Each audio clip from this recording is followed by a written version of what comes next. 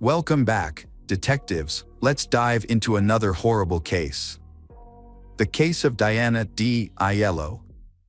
Dianna D'Aiello was born in 1959 in Tustin, a suburb of Los Angeles. Her father had a military career, and her mother worked at a local garment factory. At the age of 19, Dianna's life took a major turn when she met Kevin Green at a bar. She was at the bar with her friends when some men started bothering them. He was being aggressive, so Kevin decided to intervene. After Kevin chased the men away, Dianna offered to buy him a drink as a thank you. A few days later, they started dating, and things went pretty fast from there. At the time, Kevin was married, but he and his wife were in the process of getting a divorce. Kevin and Dianna decided to move in together, and Dianna soon became pregnant. As soon as Kevin's divorce was finalized, they got married that same day, eagerly awaiting the birth of their daughter. They rented an apartment in a small apartment complex in Tustin. Kevin worked as a helicopter mechanic at a nearby Marine Corps base, while Dianna had previously worked at her mother's garment factory. However, because she was pregnant, she chose to stay home and prepare for the arrival of her daughter. By the end of September 1979, Dianna was close to giving birth and could go into labor at any moment. On the evening of September 30th, after a night of watching a movie together, Dianna and her husband had a disagreement. The impending birth of their child was causing them stress, and they were constantly arguing. To calm down and avoid escalating the situation, Kevin decided to drive to a nearby fast food restaurant. About 40 minutes later, Kevin contacted the local police department, reporting a heartbreaking situation. His wife had been shot and needed immediate assistance by ambulance. At that time, a patrol car was nearby and the police quickly arrived at the scene. When they entered the apartment, they found Dianna lying on the bed in the bedroom, covered in blood, apparently from a head wound similar to a gunshot wound. The bedroom wall was also covered in blood. Dianna was showing signs of life, struggling to breathe, so the police began first aid while they waited for the ambulance. They also asked Kevin to leave the room because they were still unsure of what had happened. When paramedics arrived, they carefully loaded Dianna into the ambulance for further medical attention. Initially, the paramedics suspected that Dianna had been shot, but it was later determined that her injuries were actually blunt force trauma. Kevin wanted to go with his wife, but the police would not allow it. They needed him to give a statement, and at that time, they were investigating every possible scenario, including the possibility that Kevin was involved in the attack. Kevin, in shock, did not understand what the police were saying, even tried to get into the ambulance that was leaving, forcing the police to intervene and stop him. Kevin regained his composure and then explained the events of that night to the police. He had an argument with his wife and decided to leave the apartment to calm down. He drove to a fast food restaurant to buy some burgers. As he left the apartment, he realized he had left his keys inside but decided not to go back to get them. Instead, he closed the door and walked to his car. While driving, he noticed a truck nearby with the back door open. Kevin reported seeing an African-American man parking the truck near their apartment complex. At around 2 a.m., Kevin decided to stop by his favorite fast food joint, but the line was too crowded, which discouraged him. So he chose another location of the same chain nearby. About 40 minutes later, after buying some burgers, he arrived home to find the front door wide open. This was unusual. Kevin rushed inside and heard strange noises. When he entered the bedroom, he was shocked to see Dianna lying in a pool of blood and struggling to breathe. Kevin immediately called the police for help. Kevin's story was somewhat confusing and raised many questions. Going out for a burger in the middle of the night seemed unusual. It took him about 40 minutes to make the trip, which was quite long considering all the restaurants were close to his home. The police checked the fast food bag and found the food was still warm. The receipt contained the restaurant's address and time of purchase, which matched Kevin's account. After verifying this, the police allowed Kevin to go to the hospital, but first, they requested a blood sample to compare with traces of blood found at the crime scene. When Dianna arrived at the hospital, doctors examined her head wound and determined that it was not caused by a gunshot. Instead, it appeared that her attacker had used a small, heavy object, such as a piece of wood, to hit her multiple times. Dianna soon fell into a coma at the hospital, prompting doctors to work urgently to save both her and her unborn child. After several tense hours, they were able to stabilize Dianna, but she still needed surgery. During this time, the police asked medical professionals to evaluate whether Dianna had been sexually assaulted. The examination was part of standard investigative procedures, and the position in which Dianna was found prompted the police to consider the possibility. Experts confirmed that there were traces of semen on her body. However, Kevin told the police that he had had sex with Dianna just hours before the argument, and that DNA analysis results were not yet available at that time. Therefore, even with a biological sample from the perpetrator, there was not much that could be done. Kevin and Dianna's family waited anxiously at the hospital overnight, hoping that Dianna and her baby would pull through. However, in a tragic turn of events, the baby's condition suddenly worsened the next morning. Despite the doctor's best efforts, they were unable to save the baby. Dianna underwent emergency surgery shortly after the baby's death and her condition stabilized. Although she remained in a coma, chances of survival were relatively high. And the medical team hope that she can recover and return to normal life after such a serious injury. Meanwhile, the police are trying to identify the person who attacked Dianna. After the baby's death, the case was reclassified as a homicide, causing the local police department to allocate all available resources to solve the case. Although Kevin provided an alibi, the police were not quick to rule him out as a suspect. His story raised many questions. He had argued with his wife just hours before the attack, left the front door unlocked, and was absent for an extended period of time during a trip to the fast food restaurant. However, there was no evidence against Kevin. His claim of seeing a suspicious man near his home in the middle of the night led the police to another suspect. About a year before this case, crimes with a similar modus operandi began occurring in and around Tustin. In December 1978, a 17-year-old girl was the victim of a fatal break-in and assault. The perpetrator broke into her apartment, beat her with a wooden object, and sexually assaulted her. 4 months later, a similar case occurred. A 21-year-old woman was killed in her own home after being beaten with a piece of wood by an intruder. In July 1979, an unknown perpetrator broke into another woman's apartment and did the same to her, her injuries leaving her in a coma for several weeks. She eventually recovered. However, her testimony did not provide any new leads for the police to catch the perpetrator. In September 1979, less than a month before Dianna's attack, a similar series of events occurred to a 31-year-old woman who died the following day. All of the cases had striking similarities, leading the police to suspect that they were dealing with a serial killer, similar to the one who attacked Dianna. The police focused all their efforts on capturing this individual, who had earned the nickname the Bedroom Destroyer. Due to the short time between the cases and the fact that the perpetrator was operating in a relatively small suburb of Los Angeles, the police believed that he might strike again soon. The police decided to issue a public warning through the media, warning all women living alone, especially those living in ground-floor apartments, as they appeared to be the serial killer's primary targets. The announcement caused widespread panic, prompting many women to purchase self-defense products, sign up for self-defense classes, and temporarily move in with friends or family for safety. The police interviewed anyone who might have had any connection to the crimes, and they soon received their first leads. Several of the victims' neighbors reported seeing a suspicious white man with thick black hair near their home.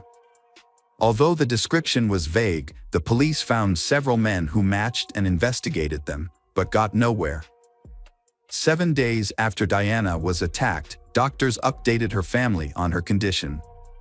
She had regained consciousness, but unfortunately, her recovery was fraught with complications. Dianna was unable to speak or recall her memories because her brain functioned at the level of a normal 6-year-old. Her brain needed time to recover. During this time, a similar incident occurred in Tustin. A 24-year-old woman was brutally attacked in her apartment by an unknown assailant who beat her with a wooden object and sexually assaulted her. Sadly, the woman's injuries were fatal. Despite their efforts, the police were unable to arrest the perpetrator. Dianna spent several more days in the hospital, and her mind gradually returned to normal. Despite this progress, she still struggled with severe memory loss and could not remember her parents. Doctors informed her family that her memory might recover over time, but they advised against reminding her of anything and instead letting her remember on her own once her health stabilized. When Dianna was well enough, she was discharged and her family took her home. Because Kevin had to continue working on the military base to support the family financially, they decided to move in with Dianna's parents, who could care for her around the clock. 6 weeks after the attack, Dianna was still attending physical therapy sessions and her condition was gradually improving. She still couldn't speak or remember what had happened to her, but that all changed suddenly 6 weeks after the attack. When her therapist brought up the attack and asked if Dianna remembered anything about her attacker, Dianna responded in surprise, nodding and pointing to her wedding ring, a sudden revelation that took her doctor by surprise. When Dianna's mother came to pick her up, the doctor told her about this, and the mother asked her daughter, "Was it Kevin who attacked you?" Dianna nodded. Right after that, her mother took her to the police station, where she spoke with the lead detective. He asked Dianna a few more questions, and she confirmed that she suddenly remembered the moment of the attack and that the perpetrator was none other than her husband. For the detective, this completely changed the course of the case. He and his team were almost certain that Dianna was attacked by the same serial criminal responsible for the other similar attacks. But now the detective faced several questions. Could Kevin be the bedroom basher? He lived in the same area where the attacks happened and even matched the description provided by several witnesses who saw a white man with dark hair. Or did Kevin decide to get rid of his wife by disguising himself as the active killer? Considering that all the actions of the bedroom basher were almost identical each single time, it wouldn't have been difficult. The detective thought that if he arrested Kevin now, his involvement in other crimes might never be proven, and Kevin himself could flee as soon as he realized he was caught. So he made a difficult decision. He asked Dianna and her mother to pretend that Dianna still remembered nothing and to return home to Kevin. This was obviously a huge challenge for both of them, but they agreed nonetheless.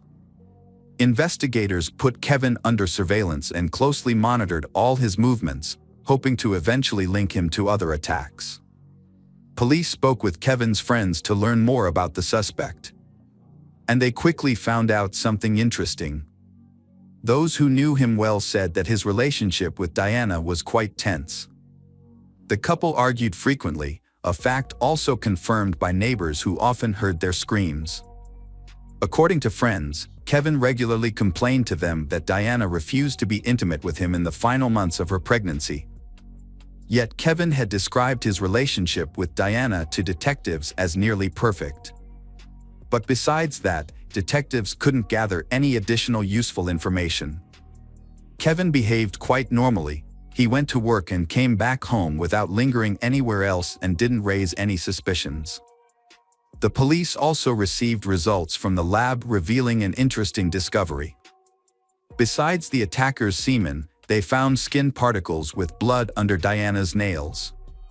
Specialists matched the blood type of the attacker to Kevin's blood sample, and it matched.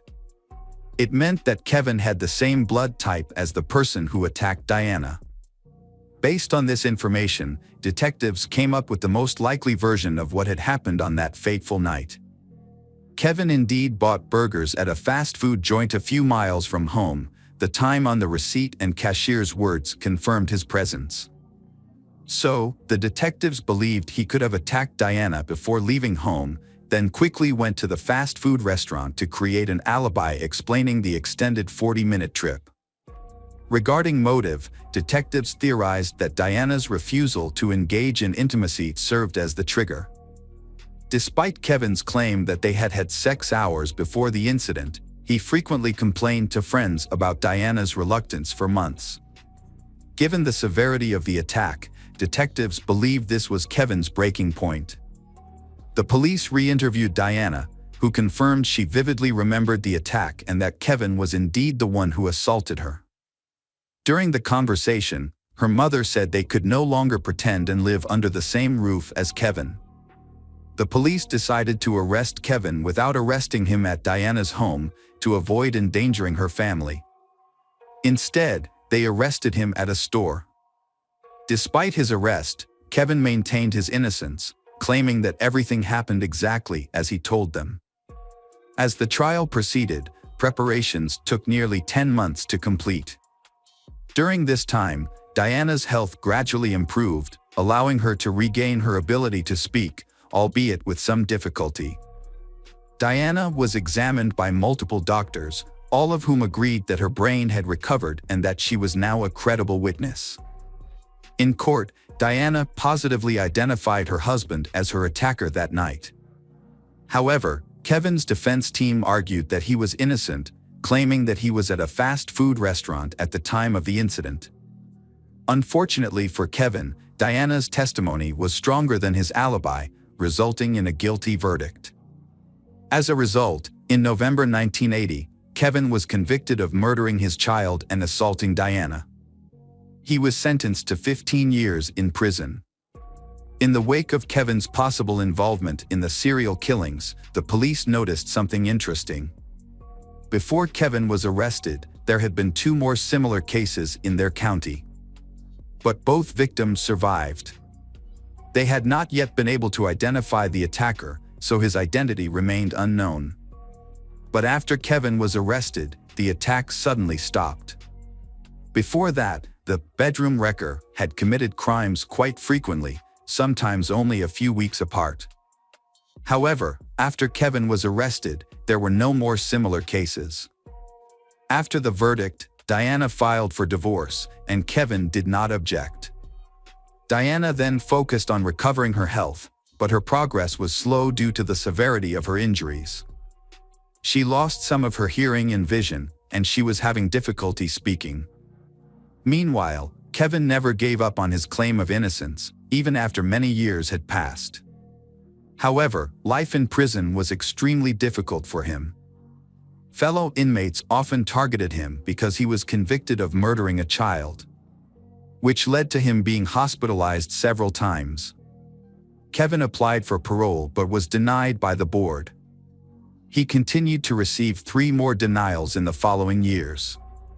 The main reason for these decisions was Kevin's refusal to plead guilty, which was seen as a lack of remorse.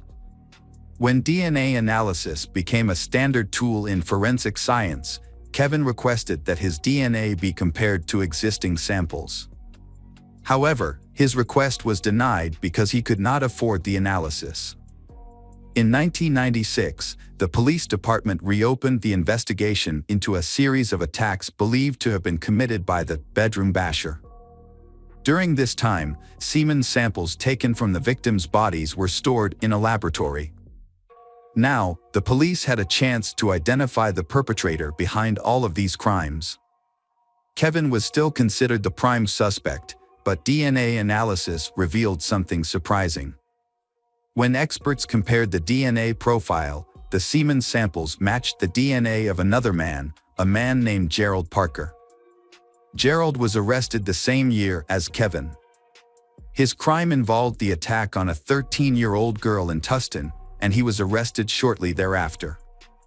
Initially, the police did not link this case to the other series of attacks because of the different attack methods.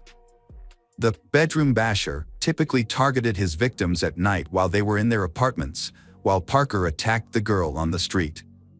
He has since served his sentence in prison and is expected to be released in a few days. After police got a DNA match for Gerald in the unsolved cases, they re-examined the Dianna attack. Although the crime was considered solved, police still considered Dianna's case to be connected to the serial killer cases. They now understood that Kevin was definitely not a serial killer, leaving them with only one question: did he really attack his wife? Gerald was stationed at the same military base as Kevin and owned a dark-colored truck during that time. Notably, on the day of the incident, Kevin reported to police that he saw an African-American man near a dark-colored truck outside their home. This statement led police to consider the possibility that Parker may have been involved in the attack on Dianna. The local prosecutor visited Kevin in prison and updated him on the progress of the bedroom basher murder investigation. During the visit, the prosecutor asked Kevin to provide a direct DNA sample for analysis. Kevin, who had been trying to do this for years, immediately agreed. While the experts were analyzing Kevin's DNA, the police went to see Gerald in prison. At that time, they had not yet charged him with the series of attacks, because they needed time to prepare such a complex case. However, the police decided to talk to Gerald, hoping that he might confess. Gerald initially denied any involvement in the series of crimes. To get more information, the police changed the subject and asked him about the attack on Dianna. Before proceeding with the interrogation, they reviewed his file and discovered an important detail. After being arrested for attacking the girl, he told the police that military service was the best thing that had ever happened to him. The police took advantage of this information, questioning how he could have let another soldier take responsibility for his crimes. They continued to pressure him by appealing to his loyalty to the army. This strategy eventually yielded a breakthrough when Gerald surprisingly revealed that another man was actually serving time for the murder he had committed. Gerald admitted that he had driven to Kevin's house in his truck that night. His intention was to explore the neighborhood in his truck, looking into ground floor windows for potential victims, as he had done many times before. However, when he arrived, he heard screaming coming from Kevin and Dianna's apartment, and when a man walked out, Gerald noticed that the man had left the door unlocked when he left. After waiting for a few minutes, Gerald entered the apartment and attacked Dianna. He said he had not known Dianna's husband before, as they had been on different assignments at the military base. Gerald confessed to several crimes, including 6 murders and 3 non-fatal assaults, in addition to the crimes for which Kevin had been wrongly convicted. DNA testing confirmed Gerald's guilt and Kevin's innocence, supporting Gerald's confession. The prosecutor promised to overturn his conviction as soon as possible, and a few days later, Kevin was released after 16 years in prison. The development caused public outrage, not only because an innocent man had been wrongly imprisoned for nearly half his life, but also because it took the police so long to identify the real culprit. After Kevin was released, the state of California paid him $10,000 in restitution. A few years later, he received an additional $100 per day payment for his time in prison, totaling $620,000. But the story doesn't end there. Even though Kevin was completely exonerated, Dianna still refused to believe in his innocence. Up until that point, she had claimed that Kevin was the only one who attacked her. However, after biological material from her body matched Gerald's DNA, she came up with a different story. Dianna said she was attacked and assaulted by Kevin, who then left, followed by Gerald. However, Gerald claimed that when he entered the apartment, Dianna was lying on the bed without any injuries or signs of distress. And he admitted to hitting her on the head. Dianna's family offered another explanation. Kevin may have colluded with Gerald to commit the crime, which would explain why Kevin left the house with the door open. Gerald, on the other hand, repeatedly denied knowing Kevin, pointing out that the military base was home to many people who did not know each other. Kevin also insisted that he had nothing to do with Gerald and vowed that he would never harm Dianna or their unborn child. He insisted that his only mistake was leaving the door open because he did not want to go back to get the keys immediately after an argument with his wife, a decision that still haunts him. Dianna maintained her version of events, and one reason may have been the severe trauma she suffered during the attack. The trauma had a profound impact on her brain. When Dianna awoke from her coma, doctors advised her family not to inform her of what had happened, as her brain was extremely sensitive to new information at that time. She would treat any details provided as real and accurate memories. It is worth noting that even at the time of Kevin's release, 16 years after the incident, she continued to experience severe post-traumatic stress. This suggests that the effects of the trauma had affected her brain beyond repair. It is also possible that the trauma was the main reason she convicted Kevin of involvement. Gerald Parker was sentenced to death in 1999, but the death penalty has not yet been carried out. Instead, due to California's moratorium on the death penalty, Gerald remains in prison to serve his sentence. Hey detectives! Welcome back. We've got another mysterious case to explore. The case of Becky Bleefnick. Becky and Tim met while studying at Quincy University. Becky majored in biology and loved tennis. Tim was an excellent football player, popular in school. Those close to Tim commented that he was a cheerful, innocent, and friendly guy. Tim always greeted everyone with a warm hug. With an enthusiastic and friendly personality, Tim was very loved by his friends. On the other hand, Becky's friends described her as a cheerful person, capable of making the surrounding atmosphere bright and positive just by her presence. With her positive energy and bright smile, Becky easily made a good impression on everyone around her. Both Becky and Tim were attractive people, and they seemed to complement each other perfectly. The combination of attractive appearance and compatible personalities made them an ideal couple in the eyes of everyone. 2 years after graduating from Quincy University, Becky and Tim decided to get married and start a new phase in their lives.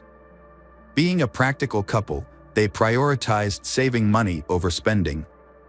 Instead of buying an engagement ring and planning a lavish honeymoon, they decided to use their savings to put a down payment on their first home. Becky had dreamed of becoming a doctor, but ultimately did not pursue this career. Although she loved medicine, Becky felt a stronger calling to motherhood. She longed to experience the joy and happiness of motherhood. This dream came true when she and her husband Tim had 3 sons. Becky loved spending quality time with her children and watching them grow up. As her children grew older, Becky decided to pursue her own dreams. She chose to go back to school to get her nursing degree. On the other hand, Tim has always been a performer, from his time in community theater in Quincy to creating comedic videos on social media. He has the ability to captivate audiences with his humor and charisma. In 2008, Tim decided to challenge himself by entering the competition American Gladiators. Although he did not make it to the final round, he tried his best and made it to the final audition round of the show. In September 2019, Tim took a new opportunity to attract attention and showcase his talent. The production team of the popular TV show Family Feud invited Tim and his family to participate. However, Becky could not join him because she was attending nursing school. Determined to make the most of the opportunity to participate in the show, Tim gathered his family, including his parents and brothers. Family Feud is a television game show where 2 families compete against each other by guessing the most popular answer from a survey of 100 people. Steve Harvey, the famous host of Family Feud, asked Tim, "What do you think is the most popular answer to the question, 'What's the biggest mistake you made at your wedding?'" Tim, known for his sense of humor, surprised Steve Harvey in the audience with his clever answer. He said, "Honey, "I love you, but said I do." This statement was shocking and made the whole studio laugh. Although this answer was not expected, it still won second place on the leaderboard, earning Tim and his family many points.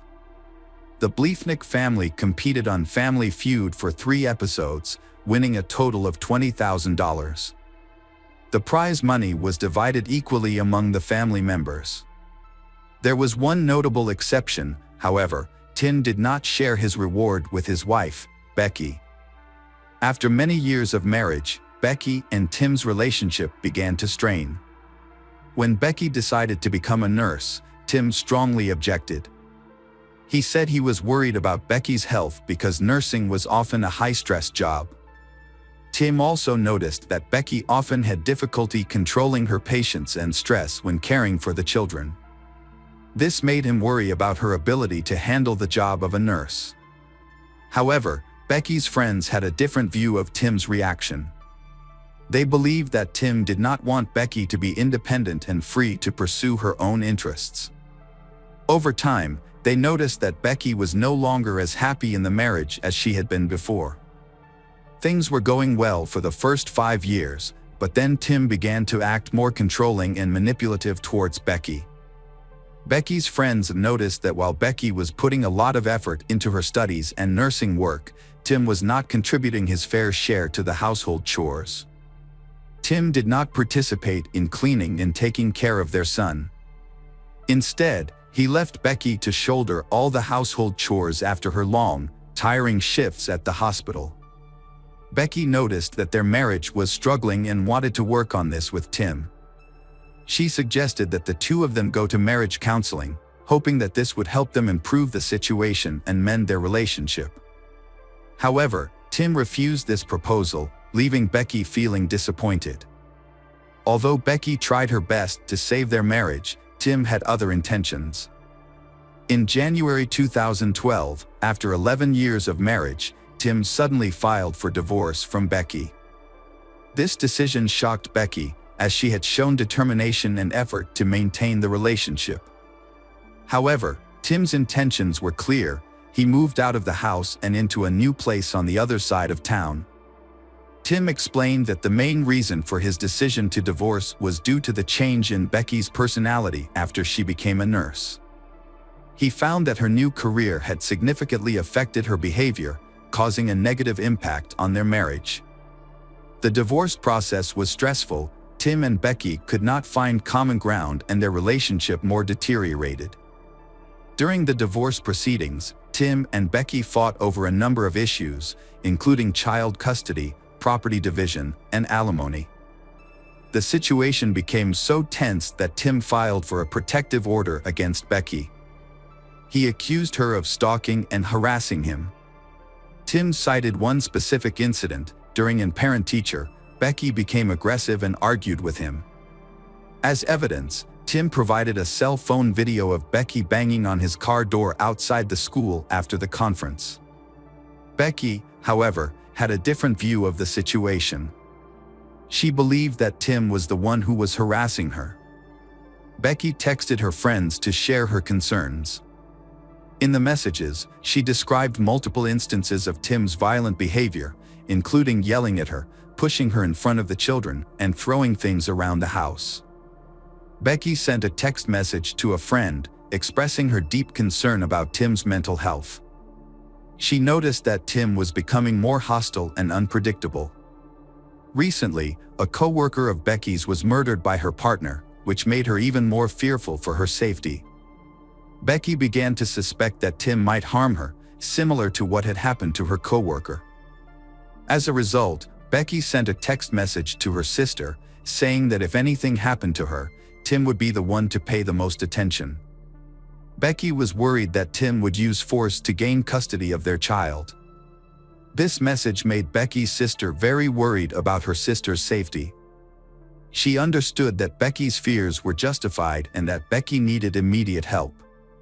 Out of concern for Becky's safety, her sister convinced her to seek help from the Domestic Violence Support Center.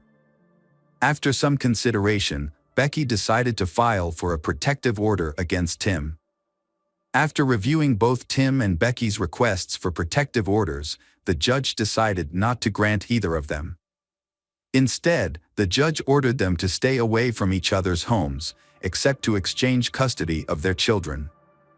On February 22, Becky and Tim's 3 sons, ages 12, 10, and 5, stayed overnight at Tim's house. Tim's house is about a mile from where Becky lives. The divorce proceedings between Becky and Tim are expected to be finalized within the next week. The next day, Tim called Becky's father. He explained that he had been unable to reach Becky and that she had not picked up her sons from school as usual.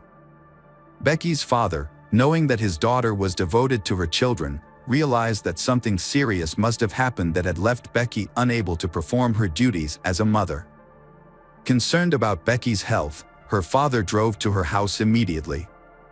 When he arrived, he entered the house and walked through the rooms, calling Becky's name.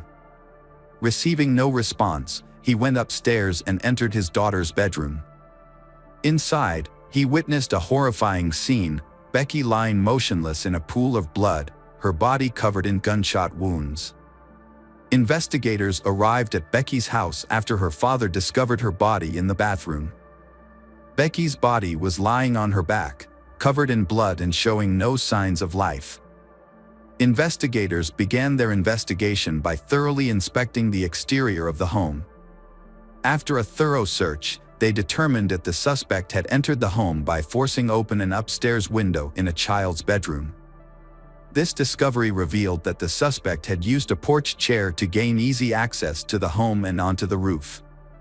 Investigators followed the trail they believed the suspect had taken. They headed toward Becky's bedroom, where the door appeared to have been kicked in or forcefully broken. The damage to the bedroom door indicated that the suspect had entered the room, most likely to look for Becky. Evidence indicated that Becky attempted to hide in the bathroom, but the suspect followed and caught up with her. The suspect eventually shot Becky in the bathroom. While examining the crime scene around the bathroom where Becky's body was found, investigators stumbled upon her cell phone. When investigators examined Becky's phone, they found a call to 91126 at 1:11 a.m. This discovery helped them develop a theory about what happened that night. They believe that while being chased by the suspect in her home, Becky tried to call 911 for help, but in a panic, she mistakenly dialed 91126. Before Becky could call 911 again, investigators believe that the suspect grabbed the phone from her. The mistaken call occurred at 1:11 a.m., so they think Becky may have been murdered around that time. However, when police investigated Becky's neighborhood, no one remembered hearing any strange noises at that time. This raised suspicions for investigators. Since Becky had multiple gunshot wounds, it was unlikely that no one heard anything. When investigators thoroughly searched Becky's home, they quickly determined that the murder was not a burglary, as nothing was missing. However, the perpetrator left behind a number of important pieces of evidence. Most notably, a partial shoe print was found near the entrance. This shoe print could help identify the make and model of the suspect's shoes, as well as provide information about the size and shape of their feet. At the scene, investigators found 8 9mm bullet casings and several small pieces of plastic scattered on the floor near Becky's body. Despite the extensive evidence collected, investigators were still unable to come to a definitive conclusion. Therefore, they decided to send the collected evidence to a forensic lab for further analysis. Detectives are investigating whether any of Becky's neighbors had installed security cameras outside their homes. They discovered that a neighbor had installed a camera on the side of their house after their car was broken into a year ago.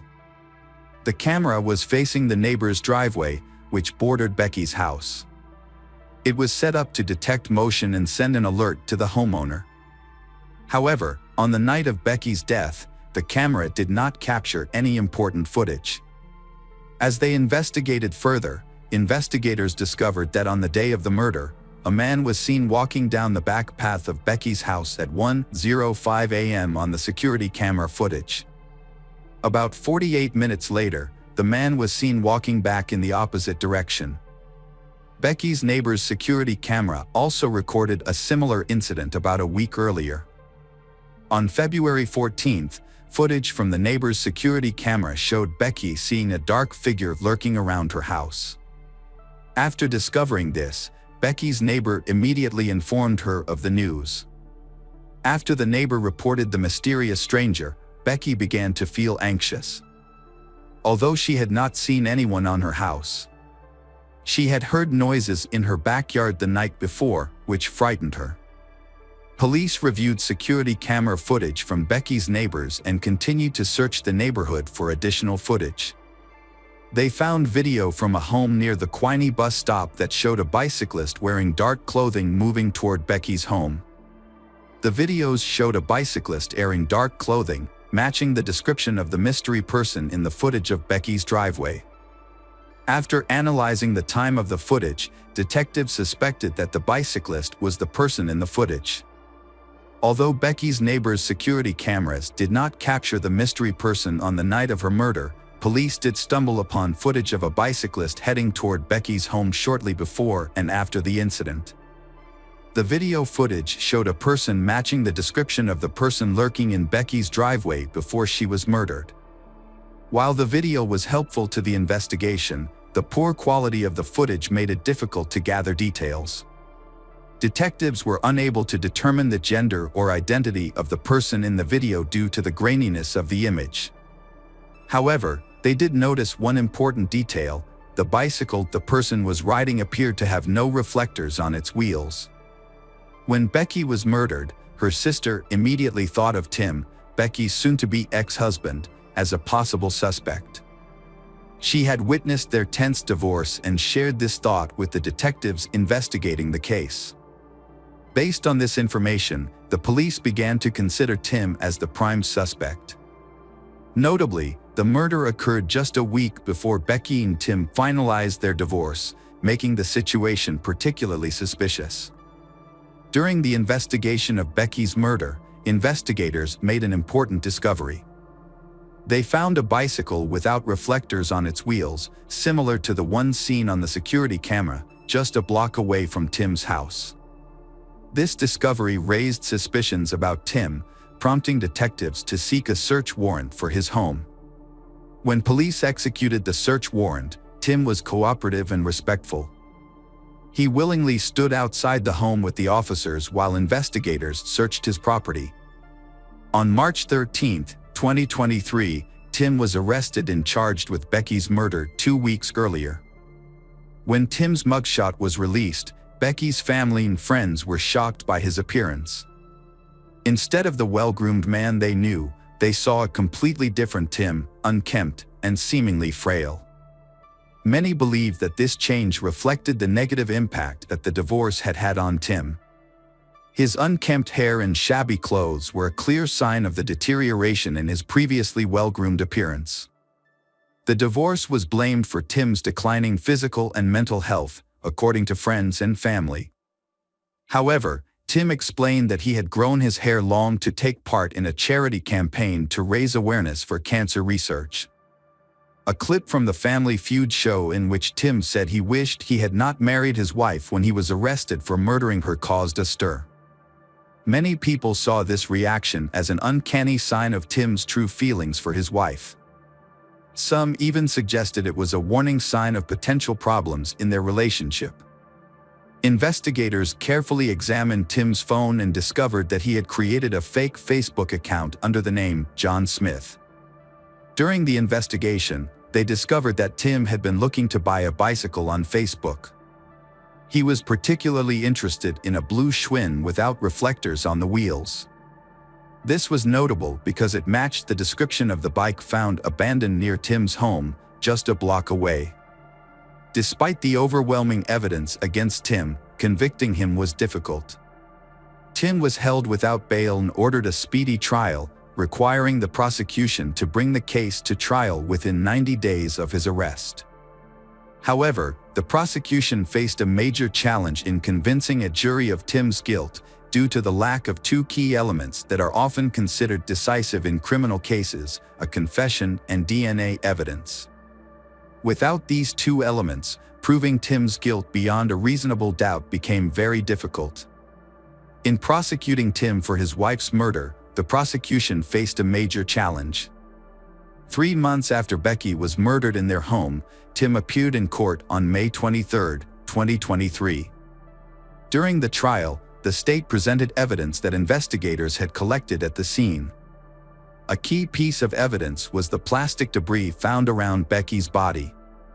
The prosecution claimed that it was from an Aldi grocery bag. They also told the jury that several similar bags were found during a subsequent search of Tim's home. The prosecution alleged that Tim used the Aldi plastic bag as a silencer when he shot his ex-wife multiple times in order to muffle the sound of the gunfire and avoid detection. They claimed that Tim left DNA on the bags. An expert who testified said it was highly likely that the DNA found on the bags belonged to Tim. Prosecutors presented evidence to the jury about a crowbar found in Tim's basement that they believed could have been used to pry open a window at the victim's home on the night of her murder. However, an expert testified that although there were some slight similarities between the marks on the window and the crowbar, she could not say for certain that the crowbar was used in the crime. The prosecution presented several new pieces of evidence to bolster its case. They presented searches that Tim had conducted on his phone, including how to open a door with a crowbar, how to make a silencer for a homemade pistol, how to clean gunpowder off his hands, and the average response time for Quincy police.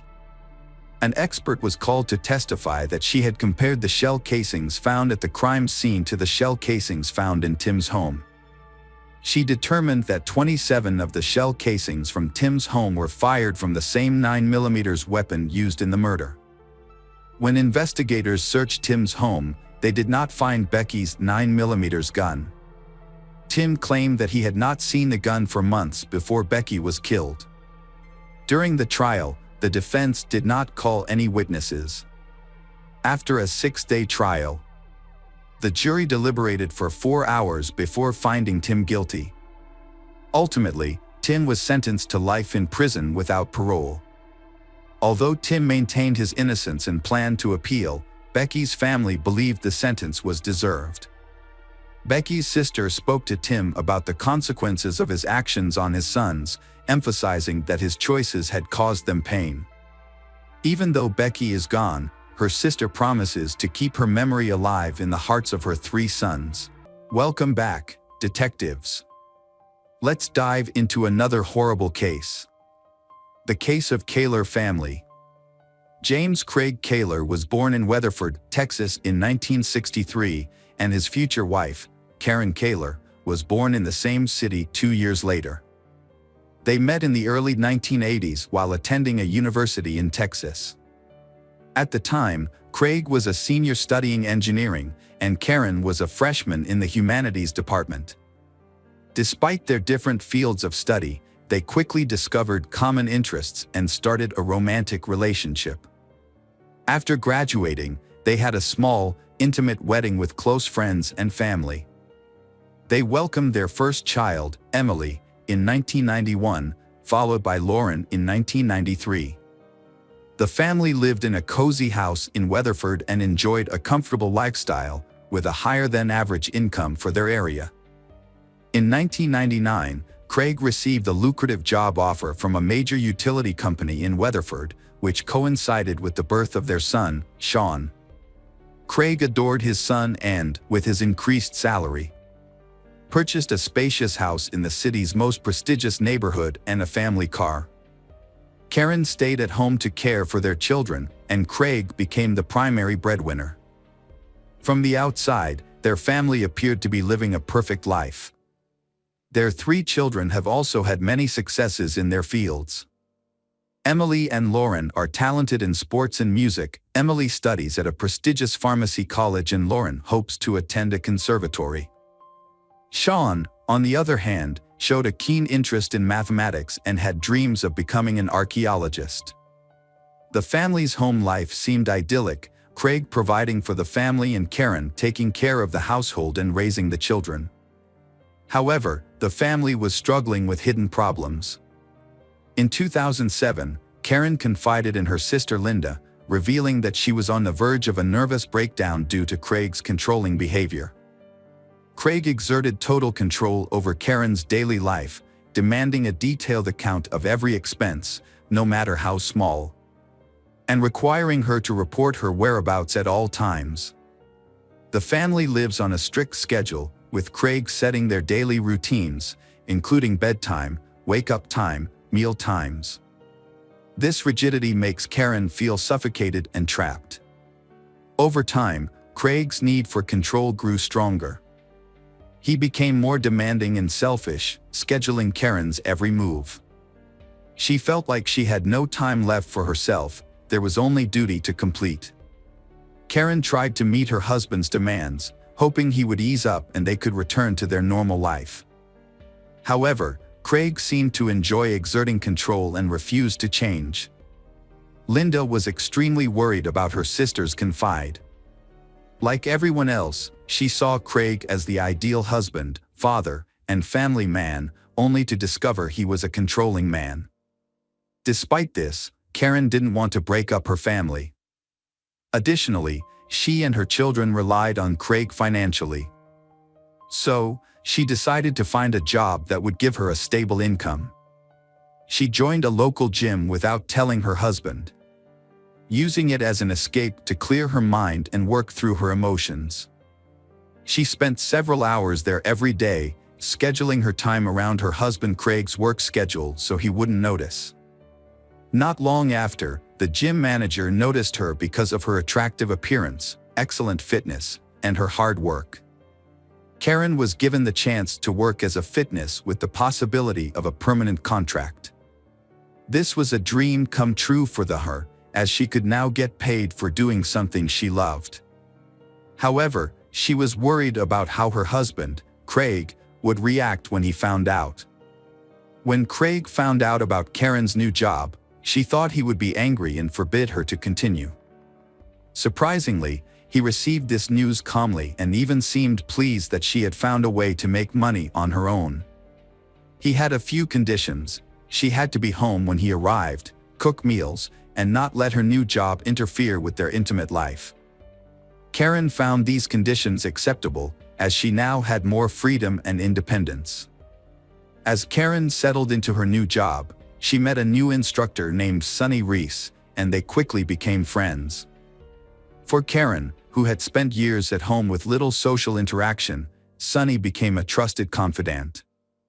The two women spent time together at work, went for walks, had coffee, and shared heartfelt conversations. But little did Karen know, this new friendship would soon lead to unexpected romance and a complicated love triangle. It didn't take long for Karen and Sunny's friendship to evolve into a romantic relationship. At first, they kept their feelings a secret from everyone. However, after some time, Karen decided it was necessary to be honest with her husband, Craig.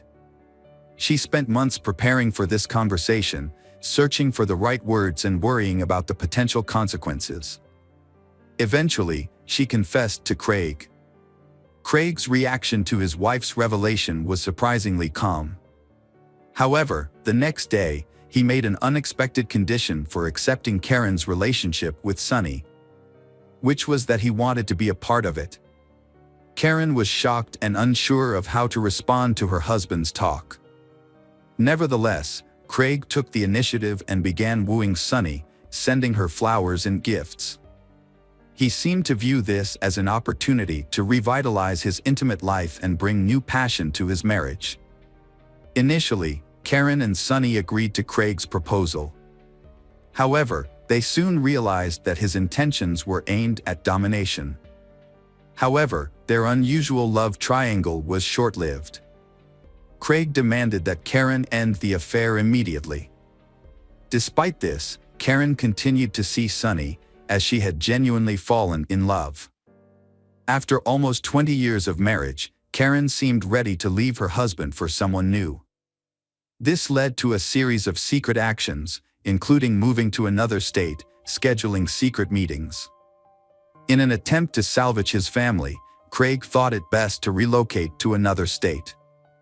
He started job hunting, sending out his resume, and soon secured a role as a water director for a large company in Columbia, Missouri, not far from Kansas. Craig hoped that by moving to a new state, his wife's affair with Sonny would end, and their family life would normalize. However, the summer 2008 move proved challenging for the family, as the kids had to switch schools, make new friends, and adapt to a new city. Although the family was already financially comfortable, Craig's new job nearly doubled his previous salary from Weatherford. Despite his increased responsibilities and work hours, Craig mistakenly believed he had successfully removed Sonny from his wife's life. However, Karen and Sonny continued to communicate regularly through calls, texts, and secret meetings. They would meet halfway, spend a couple of hours in a roadside hotel, and then return home. At this point, Karen realized her marriage was over. She no longer loved Craig, and it was only a matter of time before they divorced. These clandestine meetings persisted until December 2008. At the New Year's Eve celebration that year, the Kaler family went back to their hometown to reconnect with relatives and friends. Sonny was also in attendance at the gathering. Initially, Karen and Sonny kept a low profile, merely exchanging greetings. As the celebration continues and the alcohol slowly affects Karen and Sonny's behavior, they seem to have no regard for social norms. They became inseparable, openly showing affection by holding hands, sharing romantic glances, they even kissed. Craig's anger boiled over into fury after Karen publicly humiliated him by revealing her affair at a party attended by dozens of acquaintances. He lashed out at Karen and Sonny before dragging Karen away from the party. In his rage, Craig lost control and physically assaulted Karen, ripping her dress and slapping her, causing her to fall and hit her head. The incident marked the beginning of the end of their marriage. A few days later, Karen announced she was leaving Craig and initiated divorce proceedings, seeking custody of their children. Initially, Craig attempted to apologize and salvage their relationship for the sake of the children. But Karen was resolute. She said they should divorce, causing Craig to contact friends and family, begging them to convince Karen to reconsider. In the spring of 2009, Craig and Karen's marriage continued to deteriorate. Despite Craig's attempts to salvage their relationship, Karen made it clear she was leaving him for Sonny and she had never been truly happy in their marriage. The tension between them escalated into physical violence, with Craig grabbing Karen during an argument, leaving bruises on her arms. Karen reported the incident to the police, leading to Craig's arrest. After the incident, Karen took the children and moved out without waiting for the divorce to be finalized. Craig was devastated by her departure and even more so when he discovered that his daughters, Emily and Lauren, were siding with their mother. They told him that they had never seen their mother so happy, which Craig perceived as a betrayal. As a result, he cut off contact with his daughters, only spending time with his son Sean on weekends. Despite the ongoing divorce proceedings, Craig held on to the hope that Karen would change her mind and return to him. His desire to control her led him to engage in jealous behavior, including stalking her and attempting to install a hidden camera in her home.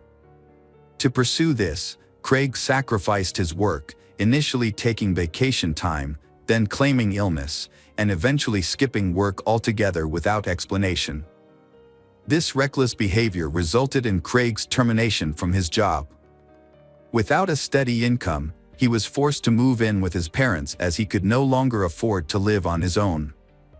With ample free time, Craig began stalking Karen, prompting her to take him to court to obtain a restraining order. In November 2009, just before Thanksgiving, Karen took her children to visit their 89-year-old grandmother, Dorothy White, in Burlingame, Kansas. On the evening of November 29, the Burlingame police received a distress call about a suspicious van and reports of gunshots. Dorothy's neighbors reported witnessing a small truck pull up to her house. A man exit the vehicle and enter the house. They claimed to have heard screams and gunshots, but were uncertain. The man then left the house, got back into the truck, and sped away. The neighbors did not attempt to apprehend him, fearing he was armed. When police arrived, they were met by 10-year-old Sean Kaler, who was frantically calling for help. Although Sean was unable to explain what had happened, it was clear that a horrific scene awaited the police. Inside the home, near the front door, Sonny was found lying in a pool of blood but surprisingly still alive despite having 2 gunshot wounds. In the kitchen, police discovered the lifeless body of 44-year-old Karen, who had been shot in the chest and then fatally shot at close range in the head. The body of her oldest daughter, 18-year-old Emily, was found between a wall and a couch.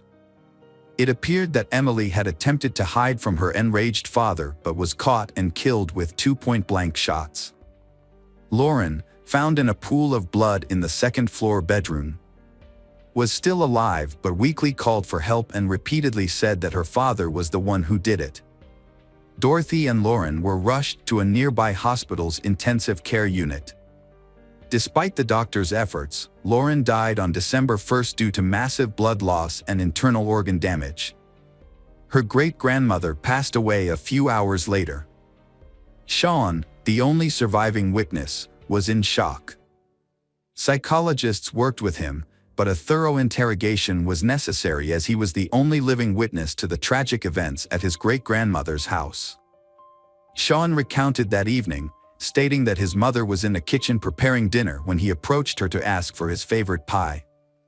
Suddenly, the back door swung open, and his father entered with a shotgun, pointing it at Karen without a word.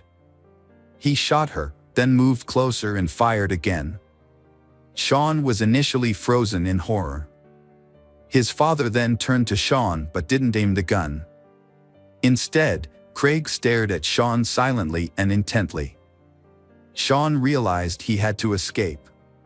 So he jumped out the open back door. He ran towards the main entrance, hoping to alert his grandmother, sisters, and call for help. However, upon reaching the threshold, he heard several more gunshots. Fearing what he might find inside, Sean hid in a small outbuilding. He heard more gunshots and waited in terror, afraid that his father would come after him. Craig Kaler was immediately added to the wanted list, with a warning that he was armed and extremely dangerous. As police received multiple reports of a speeding truck, they were able to quickly determine the direction the gunman was heading. At one point, Craig abandoned his vehicle in a wooded area and began walking down a deserted road. Law enforcement soon caught up with him and apprehended him the next morning. Upon arrest, police found the rifle and ammunition in the back seat of the abandoned vehicle, along with prescription medication for depression and anxiety disorders near the driver's seat. Craig did not resist arrest and appeared confused and frightened. He admitted to being armed with a gun and a hunting knife, but claimed he did not intend to use them. He also acknowledged that he had done something terrible, which he believed the police already knew about. At the police station, Craig fully confessed to his crimes and opened up to the investigating officer. He shared how his wife had cheated on him with someone named Sonny and how they had humiliated him in front of friends at a New Year's Eve party. He explained how his attempts to save his marriage had cost him his job and what was left of his self-respect. Craig became emotional, stating that he didn't know how he had decided to take such drastic action and felt that everyone, including his daughters, had betrayed him. Craig's trial started in December 2010. Craig, advised by his lawyer Thomas Heaney, retracted his initial confession. He claimed his actions were due to mental illness and insanity, which was his only defense to avoid the death penalty for the murder of 4 people. Heaney argued that Craig was in a fragile mental state following a series of personal setbacks. His wife had left him for someone else, his children sided with their mother, he lost his job, and had to move back in with his parents. According to Heaney, these factors led to a breakdown, and Craig committed the crime while insane, without realizing what he was doing. However, the prosecution found no evidence of insanity or an altered mental state in Craig's actions. They argued that his actions were calculated, as he had purchased guns and ammunition in advance and went to the victim's house knowing his family was there. He shot each victim twice, ensuring no chance of survival, but intentionally spared his son Sean, allowing him to escape. In August 2011, Craig was found guilty on all counts and received a death sentence. At the final hearing, 12-year-old Sean testified, stating that he didn't want his father to die, as he was his only remaining close relative. Despite multiple appeals by Craig and his lawyers, the verdict has remained unchanged. As of today, Craig is still in prison, fighting to have the case reviewed and the death sentence overturned. After the death of his mother and sisters, Sean moved in with his grandmother. Now Sean has grown up and he has completed his studies and chosen to stay and work in his hometown. Hi everyone, thanks for returning. Let's unravel another perplexing mystery.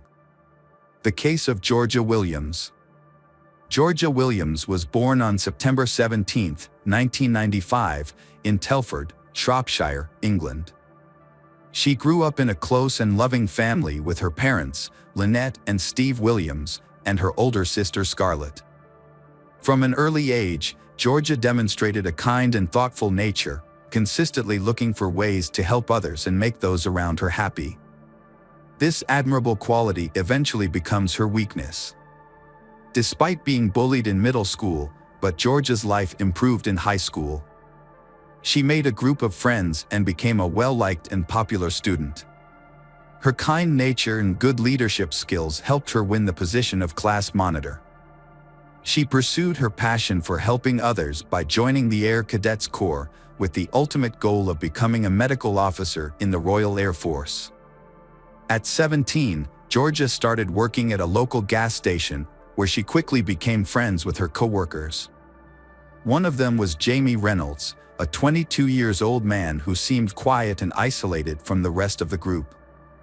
Georgia, being a kind and caring person, reached out to Jamie in friendship, wanting to help him feel less alone. Thanks to her efforts, Jamie started to fit in at work, participating in group activities and making friends with his co-workers. As time went on, Jamie developed strong feelings for Georgia, seeing her as the only person who had shown him kindness and believed in him. Feeling hopeful, Jamie started to think that maybe Georgia felt the same way about him. Emboldened by his newfound confidence, he mustered the nerve to express his true feelings to Georgia and inquired if she would be open of a romantic relationship. However, Georgia, being considerate of Jamie's feelings, let him down gently. She explained that she didn't want to ruin their friendship by getting romantically involved. Jamie seems to respect Georgia's choice and tries to maintain their friendship. However, he is actually harboring an increasingly unhealthy obsession with her. One day, while they were working together at the gas station, Jamie opened up to Georgia about his unhappiness with his life. He told her that he wanted to quit his job and pursue his true passions. Jamie had always dreamed of turning his passions into a career, and Georgia was eager to support him. One day, they started talking about his hobbies, and Jamie revealed his love for photography. Georgia saw an opportunity and encouraged Jamie to pursue it as a career. Excited about the idea, Jamie asked Georgia to help him create a professional portfolio and asked if she would be his first model. Georgia, being a good friend, agreed to help. They scheduled a photo shoot for Sunday, May 26, 2013, at Jamie's parents' house, with a few mutual friends joining in. However, as the day approached, Georgia found herself in a difficult situation. Her family was hosting a barbecue, and her grandparents, whom she hadn't seen in a long time, would be attending. Georgia thought about canceling the photo shoot at the last minute, but she didn't want to let Jamie down. She decided to keep her commitment and assured her family that she would only be a short drive away. She planned to quickly take a few photos and then return to her family's barbecue, hoping to make both her friend and family happy. On that day, Georgia got ready quickly, doing her hair and makeup, and wearing jeans and a leather jacket. Her father complimented her as she left home at 7:30 p.m., saying she looked beautiful, like Sandy from Greece. Georgia's family expected her to return home soon. However, as the hours went by and she didn't come home, her loved ones started to worry. At first, her mother wasn't too concerned, thinking Georgia was probably just busy with the photo shoot or spending time with friends. She sent a text asking when the photo shoot would end. Georgia replied, saying it had already ended and that she was with friends and might be home late. Her mother wasn't worried after getting the text, as it seemed like a typical message from Georgia, with the usual 3 kissy face emojis at the end. Georgia's mother trusted her to be responsible, which is why she wasn't worried at first. As the night went on, Georgia's parents went to bed, thinking she would be home by morning. However, when they woke up the next day and Georgia still hadn't returned, they started to feel uneasy. Georgia's mother sent her a text message at 6:30 a.m. asking where she was. But it wasn't until 7:30 a.m. that a response arrived, saying George had spent the night at a friend's house and her phone battery was running out. The message said that if George didn't respond again, it was because her phone had died. George's mother was unaware that the messages were not written by her daughter. On May 27th, Georgia's parents thought she would come home after a music festival. They expected her to come home the next morning because she was excited about her first driving lesson. As the night went on and George didn't come home, her parents became more and more anxious. They stayed up late waiting for her, but there was no sign of her. They contacted relatives and friends to see if anyone had heard from George, but no one had seen or heard from her in days. This makes them even more insecure and unsure of what is going on. When Georgia failed to return home the next morning for her scheduled driving lesson, her family quickly reported her missing to the police. They gave the police all the information they had, but they only knew that Georgia had been to a photo shoot at Jamie Reynolds' home and nothing about her whereabouts after that. The police started investigating and focused on Jamie Reynolds. What they found out about him was alarming and raised concerns for Georgia's safety. It turns out that in 2008, Jamie got into trouble with the law for assaulting and attempting to strangle a teenager. Despite the seriousness of the incident, he was let off with a warning and not charged. When the police discovered this, they suspected Jamie even more and considered him the main suspect in Georgia's disappearance. They went to his home, but no one answered. They broke in. They searched the premises but couldn't find Jamie, so prompting a large-scale manhunt to track him down. After conducting a thorough investigation at the petrol station, it was clear that none of Jamie and Georgia's co-workers had seen them. Their absence from work was unusual and raised concerns, as it was out of character for both of them. Although Jamie's parents were away on vacation, but they had already given the authorities key details about Jamie's van, such as its registration information. The police in Shropshire quickly shared this information with police agencies nationwide, asking them to be on the lookout for the van. Soon, authorities located Jamie in Glasgow, Scotland, which is 428 miles away from his home. His abrupt departure from the country, which came without warning, raised concerns and hinted at a potential problem.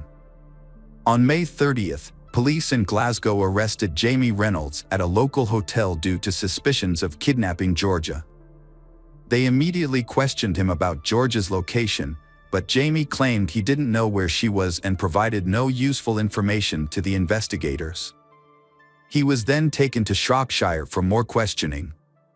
Meanwhile, Georgia's family and friends waited nervously for news, but what they heard about the investigation was deeply upsetting. The lack of progress was crushing, making their pain even worse. With Jamie in custody as the main suspect, the police searched his home for evidence. During the search, they found a camera with an SD card, but their hopes of finding important clues were crushed when they discovered that all the files had been deleted. The camera was sent to the police station for forensic analysis, where experts worked to recover the deleted files. Eventually, they managed to retrieve the data, revealed a shocking secret to the investigation. Among the recovered files are several images taken on the day Georgia went missing, providing a haunting look at she's final moments. The initial photos showed Georgia in normal poses at the start of the photo shoot, confirming she was at Jamie's residence that day. Although she appeared content and cooperative, it was clear Georgia had no idea about Jamie's sinister intentions. Sadly, she unintentionally entered a hazardous situation without realizing the risks, which ultimately led to her tragic death. As authorities went through the images, the tone became increasingly dark and unsettling. Subsequent photos reveal a series of harrowing incidents, depicting a distressed Georgia stripped of her clothes, standing weakly on a red recycling bin. Her hands appear to be tied behind her back with a rope hanging ominously above her. The footage captured Jamie Reynolds' horrific act. He filmed Georgia's final moments, showing her desperate struggle for breath.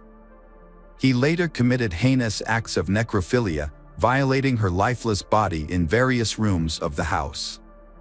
Jamie's parents' bed was where he further compounded the horror. He took hundreds of additional photos showing Georgia in degrading positions, documenting his depravity. He stripped her of her jewelry, keeping them as trophies of his horrific crime. The police conducted a thorough search of Jamie's home and found a large collection of explicit photographs and videos, including content that depicted extreme violence, sexual assault, and murder. It was discovered that Jamie was not only in possession of these materials, but also actively involved in creating content that featured violent acts. Jamie's parents were alerted to their son's disturbing interests and immediately ended their vacation to meet with authorities. They revealed that Jamie had been exposed to violent and explicit content from the age of 14. It is possible that he was exposed to such content even earlier. Although his parents tried to intervene by blocking access to certain websites, Jamie found a way to circumvent their efforts. At the age of 14, he contacted the internet provider and set up his own private Wi-Fi connection, which allowed him to continue accessing the blocked websites without his parents' knowledge. When Jamie's parents first found out he was watching these videos, they became worried and contacted the police and Child Protective Services. However, the authorities said they couldn't take any action because watching such content wasn't against the law. As the police looked into the matter further, they found a set of notebooks containing 40 separate stories written by Jamie. These stories were centered around harming, sexually assaulting, and murdering women. Additionally, investigators discovered that Jamie had searched social media platforms, printed and marked images of young girls with nooses around their necks. One of the stories, titled "Georgia Williams Surprised," has a very similar plot to the incidents that led to Georgia's death. Authorities believe this narrative may have been a pre-planned scenario, intended to be carried out from the start. Jamie began writing this narrative in January and finished it just 3 weeks before the murder. Despite being questioned, Jamie refused to reveal the location of Georgia's body, insisting he was innocent. As a result, investigators had to painstakingly reconstruct Jamie's movements from the Monday morning after Georgia's murder. They started by reviewing surveillance footage of Jamie refueling his vehicle at a petrol station. Unbeknownst to them at the time, Georgia's body was hidden in the back of Jamie's van. After refueling, Jamie drove 60 miles to a movie theater, leaving Georgia's body in the van parked in the theater's lot. He then went inside to watch a movie. However, police lost track of Jamie after he left the theater and issued a public appeal for help finding him. The appeal was successful, with people reporting sightings of Jamie's van near the New York G Mountain Pass. The area, with its dense woods and muddy terrain, was where Jamie tried to evade capture. Locals remembered Jamie in his van, especially after it got stuck in the mud and Good Samaritans helped him get it out. Police followed up on this lead and searched the wooded area where Jamie was spotted. Unfortunately, they found George's naked body in this secluded spot. George's body was returned to Shropshire after being recovered. A post-mortem examination revealed she died from asphyxiation due to a ligature around her neck. Forensic analysis also showed bruising on her back, indicating Jamie had used his knee to press her down. Initially, Jamie denied any involvement in George's murder, but on the first day of his trial in December 2013, he suddenly stood up and pleaded guilty to all charges. During the trial, George's father gave a heartfelt address to the court. They had to endure the pain for a long time as they witnessed their daughter's body lying motionless in the hospital's rest house, a traumatic experience that haunted both him and his wife. The trial also uncovered Jamie's previous run-ins with the law. In 2008, he received a warning from a judge for keeping a 1-year-old girl captive in his home. A disturbing incident foreshadowing George's tragic death. In 2011, Jamie was criticized for recklessly backing his car into a girl's vehicle. This incident occurred after the girl had turned down his romantic advances. Although the case was eventually closed, Judge Mr. Justice Wilkie expressed serious concerns about Jamie's behavior, calling him a sexual deviant and warning about his potential to become a dangerous serial offender. As a result, Jamie received a whole life term, a sentence typically reserved for the most severe crimes, meaning he would spend the rest of his life in prison without parole. At the time, Jamie was the 46th person to receive this sentence and the youngest person in history to be given a whole life term. During sentencing, Judge Justice Wilkie highlighted the extreme suffering Georgia endured, emphasizing the torturous nature of her experience. Jamie's obsession with violent and sadistic pornography had led to a horrific display of control over his victim, ultimately resulting in her tragic death. Jamie Reynolds hung his head in shame as George's parents and sister listened to the disturbing details of her death and the abuse she suffered at his hands. The courtroom was extremely tense as the jury saw gruesome images of George's final moments, causing her family to leave in distress. In 2014, Jamie tried to appeal his life sentence but was unsuccessful. A review of the case the following year criticized police officers, children's services, and mental health professionals for their handling of Jamie before George's murder.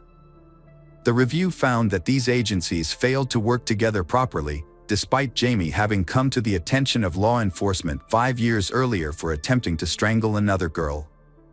George's parents were deeply saddened by the report, regretting the missed chances to intervene and prevent their daughter's death. They stated that they cried when they read about the agency's failures, as it was clear that Jamie was likely to commit murder. They believed that George's death could have been prevented. Outside the courtroom, George's father shared the family's overwhelming sadness, stating that no sentence could ever satisfy them because it wouldn't bring Georgia back to life. He emphasized that their loss was irreparable and that Jamie, despite his lengthy prison sentence, still had the one thing he took from their daughter, life. He noted that what to cause them grief is that Jamie, even while serving a life sentence, still gets to live. Jamie Reynolds remains in prison to this day. Georgia's mother, Lynette, later wrote a book titled Our Georgia, in which she shared the family's traumatic experiences. The book highlights the failures of the legal system that allowed Jamie, a violent film enthusiast, to remain at large and eventually commit murder. This book is a heartfelt tribute to Georgia and provides an insight into the devastating aftermath of her tragic passing. Georgia's death caused immense pain to those who loved her, leaving a huge gap that can never be filled. Welcome back, mystery lovers. Today's case is going to keep you on the edge of your seat. The case of Susan Wright. Susan Wright was born on April 24, 1976 in Houston, Texas. Her parents, Velma Sue and Jimmy Lawrence Wright, lived a simple life and raised Susan and her older sister, Cindy. From a young age, Susan was an active, friendly, and talented child. During her school years, she participated in dancing activities and aspired to become a professional choreographer. With her bright and attractive appearance, Susan had many fans. However, after graduating from high school, Susan's dream of becoming a student did not come true. But she did not give up, and after a short break, she saved money to continue her studies. For a long time, Susan worked as a dancer at a famous nightclub in the city. However, she soon realized that this job was not for her and decided to leave. She then used her savings to study nursing at night at a university. With the goal of becoming independent, Susan balanced her studies with a job as a waitress at a restaurant to support herself. However, after a while, Susan realized that a career in medicine was not the right path for her and paying for her tuition became difficult. Therefore, Susan decided to drop out of school and focus on her work. In 1997, Susan met Jeffrey Wright at the Galveston restaurant where she worked. She was 21 years old at the time and Jeffrey went to the restaurant for a meal. From then on, their romantic relationship began. Jeffrey was immediately attracted to the blue-eyed blonde's beauty and bright smile. He left a generous tip and became a regular customer. Finally, he mustered up the courage to ask for Susan's phone number. Susan recalls that Jeffrey began calling her every day, sometimes multiple times a day. Jeffrey arranged romantic dates and small surprises like sending flowers and touching notes to Susan's workplace. In the evenings, Jeffrey would meet her and take her home. Although Jeffrey was 8 years older than her, the age gap did not bother them. Jeffrey was attentive, sweet, and caring, and quickly won Susan's heart. However, Jeffrey had some problems with alcohol and substance abuse. Jeffrey said that he had given up drugs and promised to give up drinking completely. Susan, a naive young girl, believed him. Susan felt that together they could overcome any challenge. Shortly after Susan learned she was pregnant, she immediately shared the news with Jeffrey. Although Jeffrey initially expressed joy at the prospect of becoming a father, he had not made any decisions about the future. Jeffrey did not propose and they continued to live apart. Disturbed by Jeffrey's behavior, Susan insisted that their first child be born, and Jeffrey accepted her opinion. At the time of the marriage license, Susan was 8 months pregnant. Their wedding was a simple affair, with no guests or witnesses. A few weeks before the baby was due, they moved into a quiet house in Harris County, Texas. In December 1998, Susan gave birth to a son named Bradley. Just 3 years later, she was pregnant again. In the spring of 2002, she welcomed her second daughter, named Kay.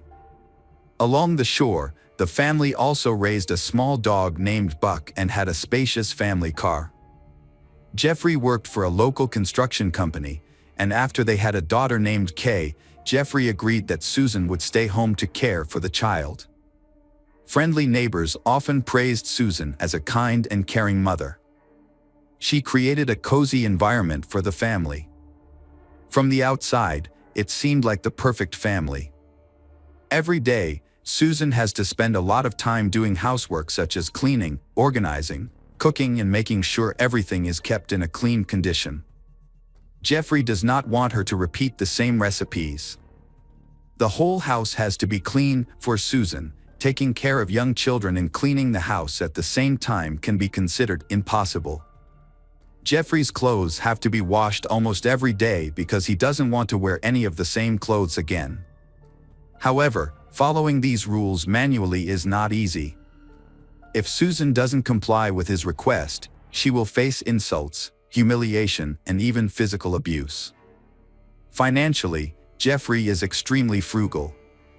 Contrary to the image of a romantic man who often gives gifts and flowers, Jeffrey only gives Susan $100 a week to cover household expenses. At the same time, he also asked her to settle all expenses and provide receipts. Jeffrey also broke his earlier promise to quit drinking. However, the real problems were just beginning. Jeffrey relapsed and started using drugs again. Under the influence of these substances, Jeffrey would become aggressive and would hurt his wife and son. Whenever Susan asked Jeffrey to stop using drugs and go to rehab, Jeffrey responded with anger. Jeffrey saw no problem with his actions and believed that Susan knew about Jeffrey's drug and alcohol use before Susan married him, so she should accept it and live with it. Jeffrey's parents also knew their son's weakness and sympathized with Susan. However, they felt helpless and unable to help her. What Susan couldn't stand, however, was when her husband began to physically, emotionally, and even sexually abuse her. At first, he would apologize and promise not to do it again, but then he stopped apologizing and domestic violence became a daily occurrence. Jeffrey began boxing at the gym 3 times a week, finding that the sessions helped him relieve stress. On Monday, January 13, 2003, Jeffrey went to the gym after work as usual. When he returned home, he seemed stressed. While Susan was cooking dinner, Jeffrey decided to tell his son about the sport of boxing and teach him some basic techniques. While teaching his son boxing, Jeffrey lost control and hit the boy. The child burst into tears, and Jeffrey tried to comfort the child, hoping his wife wouldn't hear. Susan pretended not to notice, but this incident was the last straw for Susan. After dinner, Susan went to put the children to bed while Jeffrey remained in the bedroom. When Susan entered the room, Jeffrey attacked her violently. Susan thought that Jeffrey was trying to kill her with a knife. However, she reacted and realized that Jeffrey did not have a knife in his hand. Susan decided to use her dancing skills to seduce Jeffrey and lower his guard. Susan entered the room in a short silk robe and performed the dance for her husband. Susan then proposed a game, which Jeffrey agreed to participate in. In this game, Susan used 3 reins to tie Jeffrey's right hand and right leg to the bed. Jeffrey's left leg was secured with a silk strip from her robe. While Jeffrey was tied up, Susan used her panties to spank him, forming part of the intimate game. Susan gently turned off the lights. Jeffrey was now bound hand and foot, and a gag was stuffed into his mouth. The dim candles were the only remaining light. Susan then moved the bubbling hot wax onto Jeffrey's chest. Susan then continued pouring the hot wax onto his genitals, and the pain quickly became unbearable. Jeffrey tried to free himself, tried to scream, but to no avail. Meanwhile, Susan continued to beat Jeffrey with a small, sharp knife she had taken from the kitchen. Susan started at the groin area, moving up and down, cutting Jeffrey's genitals, legs, stomach, chest, arms, neck, and face. At first, Susan moved slowly, complaining loudly with each slash, recounting the insults, humiliations, and abuse she had endured. Then Susan began to cry and stabbed faster and faster. Her actions showed that Susan was in a state of extreme despair and emotional turmoil. Susan could not stop even when Jeffrey showed no signs of life. Susan sat by the bed next to Jeffrey's body. However, after a few hours, Susan realized that the bedroom was covered in blood and she had to clean it up before morning. Susan carefully watched the window, making sure no neighbors were watching. At this point, Susan saw a hole in the backyard, which Jeffrey had dug over the weekend to build a fountain. Susan quickly moved Jeffrey's body from the bedroom to the yard, using a garden wheelbarrow to move it. Susan decided that the pool would be Jeffrey's final resting place. After calming down, Susan spent the rest of the day, before dawn, cleaning up the evidence of the attack. Susan had to wash the blood off the floors, walls, and carpets. The carpets had large stains that could not be removed. Susan added bleach to the stains, hoping that the chemicals would erase any traces of what had happened in the room. That morning, Susan called her husband's family in Austin, Texas, sobbing. Susan told them that her husband Jeffrey, while drinking and using drugs, had attacked Susan and their young son. Jeffrey then destroyed the house, spilling a bottle of bleach on the carpet before leaving, declaring that Jeffrey did not want to continue the marriage. When Jeffrey's parents heard that Jeffrey had been beating their son, they were shocked. They knew Jeffrey wasn't perfect, and they felt sorry for Susan. They offered to let Susan and the children stay at their house for a while, but Susan refused. Instead, Susan said she would file a police report and tell them everything that had happened in the family. Then, when Jeffrey suddenly went missing, Jeffrey's mother, Mrs. Wright, went to the police station to report the incident. Susan said Jeffrey had been violent towards Susan and the children. As a result, Susan had to file for a restraining order, which meant that Jeffrey would not be allowed near Susan and the children. When Susan filed for the restraining order, Susan presented evidence of her injuries, such as bruises and cuts on her arms. Susan said the injuries were caused by Jeffrey during a fight when he hit her with a key. Susan's children were also victims, especially Bradley, who was hit by his father and had minor bruises on his face. At first glance, the story told by Susan seemed plausible. Jeffrey, under the influence of alcohol and drugs, attacked Susan and her young son, after which Jeffrey became frightened and ran away. But over time, Jeffrey stopped communicating. And Jeffrey fled without taking his belongings, papers, and even his cell phone from home.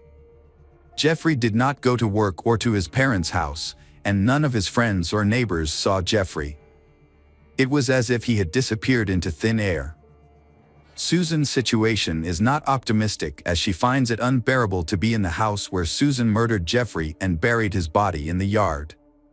Susan begins to feel as if Jeffrey is still alive and about to rise from the grave to take revenge. Susan is on the verge of going crazy, and their dog Buck keeps barking and trying to dig up the burial site. On January 17th, after dropping her children off at school, Susan went to her mother Velma's house. Her mother learned about the incident and asked Susan, "You killed your husband, didn't you?" Susan burst into tears and nodded. Susan confessed what had happened and revealed where Susan had hidden Jeffrey's body, saying she didn't know what to do next. On her mother's advice, Susan contacted attorney Neil Davis the next day and confessed that Susan had killed her husband. Attorney Davis worked out a solution and thought carefully about possible scenarios. On January 19th, Neil Davis called the Harris County District Attorney's office and reported that Susan Wright had killed her husband Jeffrey and buried his body in the backyard. Susan Wright was ready to give a statement to the police. On January 24, 2003, Susan voluntarily went to the police and stated that she would give a full confession. On January 24, 2003, Susan went to the police and confessed the whole thing. However, when she was interviewed, Susan's story was unclear and full of contradictions. Susan was confused about the details and sometimes contradicted herself. Susan also claimed that Jeffrey was still alive and that she was afraid of him. As a result, Susan requested protection. As a result, Susan underwent a psychological evaluation and was diagnosed with schizophrenia and depression. However, Susan was still able to understand her actions. Following Susan's statement, the police arrived at the scene and removed Jeffrey's body from the makeshift grave in the backyard. The medical examiner was surprised to see numerous injuries on the body. The medical examiner's team counted a total of 193 stab wounds on the body. Specifically, there were 8 wounds in the groin area, about 30 wounds in the legs, 23 wounds in the shoulders and arms, 22 wounds in the abdomen, 46 wounds in the arms, 23 wounds in the neck, and 41 wounds in the face. However, only 1 wound to the head could be considered the direct cause of death. All other cuts were superficial and did not pose an immediate threat to life. This left Jeffrey with a long and painful death. Police saw deep marks on Jeffrey's wrists and ankles from the ropes and belt Susan used to restrain him. These injuries indicated that Jeffrey had tried to free himself but was unsuccessful. Additionally, Traces of candle wax were found on Jeffrey's gun and groin area. Susan claimed that it was an accident as her husband accidentally turned a burning candle on himself, but police believe the hot wax was more likely a form of torture inflicted on Jeffrey to cause pain. Susan's underwear was still in Jeffrey's mouth, acting as a gag to prevent Jeffrey from screaming or calling for help. Toxicology reports revealed traces of alcohol and several controlled substances in Jeffrey's system, suggesting that Jeffrey may have acted aggressively under the influence of these substances. The bedroom where the massacre took place appeared normal, except for a large bleach stain on the carpet, suggesting that Susan had spent a lot of time cleaning and hiding the evidence. When experts used chemicals and special equipment to detect the blood traces that had been cleaned up, a completely different view of the project emerged. Blood was found everywhere, including on the ceiling and the red blood cell cushion. The trial began in late February 2004. By that time, Susan had been in custody for a year and her children were in the care of her parents and sister Cindy. Susan's attorney had prepared extensively for the trial and worked extensively with Susan. When questioned, Susan recounted the sad story of that terrible night and the events leading up to it. Susan said she had endured years of abuse and resistance. However, when Jeffrey began abusing the children, Susan could not take it anymore. Susan recounted that fateful evening, Jeffrey came home from the gym in a state of agitation. Jeffrey then began teaching their 5-year-old son punching and fighting techniques. When the son became scared and refused, Jeffrey punched him in the face. Susan then put the child to bed and decided to talk to Jeffrey about seeking help at a clinic for alcohol and drug abuse. However, Jeffrey became angry and decided to leave, taking the keys with him. While Susan tried to stop Jeffrey, a fight broke out between the two, leaving Susan with injuries to her palm and wrist. During the attack, Jeffrey attacked her, causing her to fall to the floor and briefly lose consciousness. When Susan regained consciousness, she found Jeffrey holding a knife in his hand. Susan could not explain how the knife ended up in her hand afterward. Susan's attorney argued that Susan's mental instability was the cause of her actions, causing Susan to lose control of her attacks until she had inflicted multiple injuries on Jeffrey. Susan said she tied the rope and belt around Jeffrey's hands after inflicting multiple injuries, then used a wheelbarrow to carry Jeffrey out into the yard.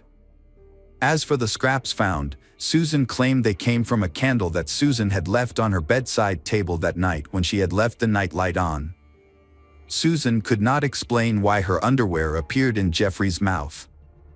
The prosecution's argument and conclusion were more convincing and reasonable. Experts demonstrated that the deep wounds and abrasions on Jeffrey's wrists and ankles were inflicted while he was still alive, indicating that the binding was part of an intimate game that Susan used to lure Jeffrey into a trap. Therefore, it was reasonable that Susan's underwear had replaced the gag in Jeffrey's mouth. Furthermore, all of the wounds were inflicted at a certain angle, as if Susan were on top of Jeffrey's body, sitting on him, rather than in the midst of a struggle, which would have resulted in a different type of injury. All of the cuts were made from the front while Jeffrey was lying on his back and firmly immobilized. The question remains whether Susan planned Jeffrey's death. The prosecution claims that Susan planned the whole thing in hopes of receiving a large insurance payout. The case was widely publicized as Susan was dubbed the Blue-Eyed Butcher or the Blonde Meat Grinder by the press. Jeffrey's relatives demanded the harshest punishment for Susan. At first, people asked for a life sentence for Susan. However, in March 2004, Susan was convicted and sentenced to 25 years in prison. Susan did not think about the judge's decision and was completely emotionless. A year later, Susan's attorneys attempted to appeal the conviction, but it was denied. With new developments and a reduced sentence in 2008, Susan and her defense team filed another appeal. This time, a new witness testimony significantly affected the outcome of the case. Misty McKell, wife of former NFL champion Steve McKell, had a close relationship with Jeffrey Wright in the mid-1990s and was even engaged to Jeffrey for a year. However, Misty McKell shared horrific experiences of being physically and mentally abused by Jeffrey, causing her to abandon plans for marriage and end the relationship permanently. After considering Misty McKell's testimony, Susan's sentence was reduced to 20 years. In 2014, when she was 38 years old, Susan was eligible for parole once but was denied. Susan was also denied a second time in July 2017. Finally, after 16 years in prison, Susan was released in the winter of 2020 when she was 44 years old. Susan Wright's case was widely covered in the media and aired on the U.S. national television network Court TV. The story was later made into several popular television documentaries, including 48 Hours Mystery and The Secret Lives of Stepford Wives. In 2012, the feature film Blue-Eyed Butcher was released, starring actress Sarah Paxton as Susan Wright. Additionally, in 2014, Canadian documentary filmmaker Chloe Ballant discovered a short film inspired by Susan Wright's trial. Hello friends, welcome to our channel. Today we're going to take a look at another horrible case with you. The case of Timothy Jones Jr. As a child, Timothy witnessed hardships in his family. His mother suffered from schizophrenia, and her mental health gradually declined. Eventually, she had to leave home to receive constant care. When Timothy was 20, his father moved with him to his grandmother's house. There, Timothy faced domestic violence, substance abuse, and alcohol abuse. Despite his difficult upbringing, Timothy showed an aptitude for mathematics and computer engineering. He could solve problems easily and take apart and reassemble computers to make them run faster. However, things changed when Timothy reached his teens. At age 10, he began hearing voices in his head. By middle school, he was using drugs and drinking excessively. At age 15, he suffered a traumatic brain injury in a car accident that affected the frontal lobe of his brain, the area that controls impulses and is associated with mental illness. After the accident, Timothy exhibited unusual behavior and was very irritable. He felt jealous of his father and believed that anyone who had a relationship with him was causing his father to neglect him. Over time, Timothy believed that his father did not love him and feared being abandoned. Although his intelligence developed, his emotional development was affected, causing him to have a childlike mentality and lack of empathy. After graduating from high school, Timothy Jones Jr. dreamed of joining the United States Navy. His intelligence helped him to study there, but he lacked athletic ability and discipline. He lasted only a few weeks of training and often cried out of frustration. He had difficulty keeping up with the rigorous requirements, which led to depression and a drug test that revealed substance abuse, resulting in his expulsion. In 2000, Timothy began associating with people involved in bad activities. Police found him in possession of illegal narcotics and writing checks in his father's name. The police forced Timothy's father to control his son or face arrest himself. In 2001, Timothy Jones Jr. was sent to a work camp in an Illinois state prison for a year. When he was released, he seemed to have changed, with religion becoming the main driving force in his life. Timothy met Amber while they were both working at an amusement park in Chicago. After a while, in 2004, he invited her to his church. Within weeks, they decided to marry, in keeping with the church's expectation of immediate marriage. Amber was 19 and Timothy was 22. However, Amber soon learned about the strictness of the church. Women were not allowed to cut their hair, wear pants, wear makeup, or wear jewelry. Additionally, Timothy believed that women should submit to their husbands and bear children. Timothy was very religious and devoted to the church. Although many advised him not to take the Bible literally, he persisted. They soon had 3 children, Mara, Elias, and Nathan, each born a year apart. As their family grew, they moved to Mississippi. There, Timothy graduated with highest honors from State University, earning a degree in computer science and engineering. Timothy Jones Jr. was building a family while working multiple jobs, and his family was extremely proud of him. With a promising future, Tim was truly a talented man, and everything seemed to be going well for him. He had secured a job at Intel as a computer chip manufacturer, which his wife, Amber, saw as an opportunity for a better life. After living in student housing in Mississippi, they dreamed of a larger home to raise their 3 children and even considered hiring a nanny. However, things did not go as planned. Timothy bought an old mobile home on a dirt road in Red Bank because he dreamed of living on a farm.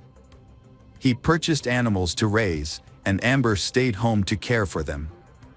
By 2012, they had 2 more children, and problems began to arise. Timothy wanted Amber to homeschool the children, even though she only had a high school education. Amber felt lonely and isolated, with no family nearby and Timothy's family far away. She felt inferior to her intelligent and educated husband. The tension in Timothy and Amber's marriage increased when Timothy accused Amber of having an affair with a neighbor. Their marriage began to fall apart, and they started to consider divorce. Timothy did not want Amber involved in the children's lives, so he sought the help of a therapist and asked his divorce attorney to declare that he was capable of raising the children alone. Amber, without a lawyer and unsure of what to do, decided that it was best for the children to stay with their father. She felt she had nothing to provide for the children, as she had no job or education. Ultimately, the court decided that Timothy would have primary custody as the sole financial provider, and Amber would be granted regular visitation rights. After leaving her husband and children, Amber faced many difficulties. Meanwhile, Timothy began to lose control and suffer from his failed marriage. He started using drugs and alcohol again and struggled with the voices in his head. He became easily angered over small things. Amber recounted that Timothy once beat her in front of the children until she passed out. Unable to manage work and family, Timothy hired a nanny service to care for the children. The first 2 nannies found Timothy's house very clean and noted that he was dedicated and attentive to the children, but their attitudes changed when they learned about Timothy's condition. On the 3rd occasion, Timothy hired Crystal, a 17-year-old nanny who had a young daughter. Timothy gradually developed feelings for Crystal, and she soon became his lover. Timothy began to pressure Crystal to follow his religious customs, including wearing long dresses, growing her hair long, and being submissive to him. However, when Crystal refused, their relationship deteriorated. Crystal later spoke of how Timothy was too harsh with his children. He forced them to stand on their toes for hours, believing it was good for their weak bodies. Crystal eventually left after witnessing Timothy trying to hit her young daughter. After Crystal left, Timothy hired another nanny. The new nanny noticed a major change in Timothy's home. Once clean, the house was now littered with trash and dirty clothes, and there were even cockroaches. Over time, Timothy became increasingly violent and punished his children daily. He imposed a restricted diet, feeding them only oatmeal throughout the day and limiting them to 1 meal. In August 2014, the nanny contacted South Carolina Social Services to report conditions at Timothy's home. She described the lack of food and physical abuse the children were subjected to. In fact, the violence was so severe that teachers had reported it to the agency months earlier. The agency had previously required Timothy to sign a non-abuse pledge, but the children came to school with bruises and provided evidence linking them to the violence. On the afternoon of August 28, 2014, Timothy picked up the children. At the time, he was very angry about an electrical problem in the house. Timothy took his anger out on his 6-year-old son, Nathan, and repeatedly made Nathan bend down to pick up sand as punishment. Every time Nathan slowed down, Timothy hit him with a belt. While Nathan was being punished, Amber, Timothy's ex-wife, called to talk to the children. She made several calls until Timothy answered at 7:10. During the conversation, Nathan told his mother about the punishment for breaking the outlet, claiming it was an accident. Timothy angrily hung up, telling Amber to stop defending him. After hours of torture, Nathan was exhausted, dehydrated, and begged for it to stop. He passed out, ending it all. Timothy took Nathan to bed and left him without giving him water or help. Call records show that Amber called 8 more times after that. Around 1 a.m., Timothy took his 8-year-old daughter, Mara, to a convenience store to buy 10 packs of cigarettes. When he got home, he strangled Mara. Timothy then went to his 7-year-old son, Elias, and did the same thing. He then unbuckled his belt and strangled Gabriel, 2, and Elaine, 1, until they stopped breathing. When the children did not move, he took a blanket, wrapped each one in it, and placed them in the back seat of the car and drove away. The disappearance of Timothy and his children was reported to the police. The police searched everywhere for Timothy. Fortunately, a police officer stopped his car. As the police approached the car, they immediately detected a foul odor inside. They also noticed that the carpet appeared to have been recently cleaned with bleach.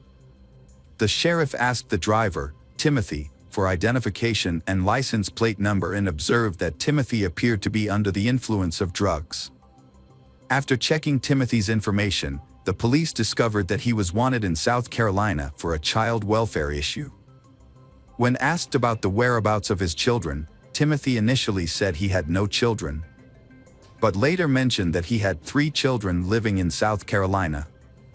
The officers asked for Timothy's relatives' phone numbers to verify the children's safety. After making the call, they immediately arrested Timothy. As Timothy was placed in a patrol car, he became emotional and began telling officers what he had done to his children. He confessed to killing his 3 children for ulterior motives.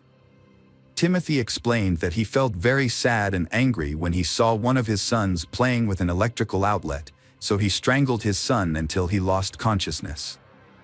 Timothy did the same to his other son and his older daughter. He strangled his daughter until she turned blue. In another account, Timothy claimed that his son was trying to hurt him when he saw him playing with an electrical outlet, which prompted him to kill him. In one recording, investigators heard a discussion about Timothy Jones Jr. subjecting his 6-year-old son, Nathan, to hours of punishment. This was because Nathan had accidentally turned off an electrical outlet in the living room. Timothy said he put Nathan to bed afterwards, but when he checked on him, he found him dead. When asked why he did this, Timothy said he heard voices in his head and believed his children were plotting against him. He also thought his children would be happier if they went to heaven. So he decided to kill all of them. After killing his children, Timothy traveled throughout the Southeast with the bodies of his 5 children covered in blankets in his car. He eventually dumped them in a remote wooded area in Alabama. In a second statement, Timothy said Nathan's punishment had gotten out of hand. When he went to Nathan's room, he found him dead. Not knowing what to do, Timothy decided to end the lives of all his children. After an autopsy, pathologists were unable to determine a definitive cause of death. However, they theorized that Nathan may have been too weak from the excessive punishment Timothy had imposed on him, making it easier to kill Nathan. Investigators questioned Timothy's actions, particularly why he did not call 911 immediately after the incident. Instead, he attempted to conceal and dispose of his children. Timothy later led investigators to where he had dumped the children's bodies that same day. The remains of the 5 children were found on September 10th. On September 11th, evidence from Timothy's car was collected and turned over to South Carolina authorities. Some of the evidence included family photos, children's clothing, children's drawings, letters from his mother to the children, Timothy's college diploma, and his passport. Notably, Timothy Jones Jr.'s handwritten notes included a list of actions related to the disposal of the bodies, such as moving the bodies, grinding the bones into powder or small pieces, burning the bodies, and preparing necessary items such as camping equipment, gas, and muriatic acid. On September 13, 2014, Jones was admitted to a correctional institution and placed in a special cell separate from the general population. Since then, he has been evaluated by mental health experts, including psychiatrists, clinical psychologists, and forensic specialists. Opinions among these professionals varied. Some diagnosed him with schizophrenia, bipolar disorder, schizoaffective disorder, or a personality disorder. They suggested his mental state during the crime might have been worsened by drug use and a traumatic brain injury he sustained at age 15, which could have contributed to underlying psychosis. These theories were presented to the jury during his trial. Conversely, other specialists argued that Timothy was mentally competent and that his attempts to hide evidence, including his children, showed he knew his actions were morally and legally wrong. His internet search history indicated he understood what he was doing and how to do it. The prosecution argued that Timothy succumbed to the pressures of a failing marriage and the challenges of raising 5 young children. According to his statements, the catalyst for his actions was his wife's alleged infidelity with their neighbor, who is now her husband. She testified that she did not commit adultery and that her relationship with the neighbor began only after her divorce. The trial occurred in late May 2019, featuring weeks of intense testimonies and evidence against Timothy. The crime is considered one of the most horrific murders in South Carolina's history. Mara's last words to her father were, "Daddy, I love you." When police searched the house, they found Naten's favorite Toy Story toy broken into pieces. Naten appeared to have been the most severely punished. Nevertheless, all testimonies agreed on one thing: the children loved their father. On June 13, 2019, after 2 hours of deliberation, Timothy Jones Jr. was sentenced to death. He is currently in solitary confinement at a correctional institution, wearing a green jumpsuit that identifies him as a death row inmate. This tragic case ended the lives of innocent children because of marital issues, with both the father and mother making irreversible mistakes. Welcome back, detectives. Let's dive into another horrible case. The case of Soni Millbrook. Soni Millbrook was born on February 15, 1981, in Memphis, Tennessee, USA. She is the daughter of Christine Millbrook Bennett and grew up in a large family with many siblings, having 2 sisters and 3 brothers. This warm and close-knit environment helped her build a special relationship with her cousin Jenny during her teenage years. Soni became a popular student at her high school. In 1998, when she was 17 years old and in the 11th grade, she met a man named Lakeith Moody, who was older than her. She soon began a relationship with him. However, the relationship was not a happy one, as Lakeith was abusive and violent, leaving visible injuries on Soni's body. Despite this, they had 4 children, 3 girls and a boy named after his father. In 1999, Soni's mother discovered a bruise on Soni's chest. When her mother asked her about it, Soni cried and confessed that Lakeith had caused the injury. A friend of Soni's also witnessed the injury, but Soni refused to report Lakeith's behavior to the police. Lakeith often controlled Soni and tried to isolate her from her friends and family. That same year, Soni moved into an apartment in the Fraser neighborhood of Memphis. One day, the management informed her of an incident at her apartment. When she arrived, she found a chaotic scene: damaged furniture, missing clothes, a destroyed television, food smeared on the walls, and personal hygiene products scattered everywhere, including under the stairs. Strangely, the mirror had the words, "Kiki loves you," with Kiki being Lakeith's nickname. Lakeith's behavior made Soni's relatives even more concerned. On October 31, 2000, Soni and her cousin, Pamela, went to a bar called The Mirage with Lakeith. While at the bar, Lakeith became aggressive towards Sony by slapping her and throwing a drink in her face. After the incident, Sony and Pamela left the bar and got into their car. According to Pamela, Sony was shaken and frightened by Lakeith's actions. Sony asked Pamela to take her home immediately because she was afraid that Lakeith would come after them. When Sony got home, she locked the door securely.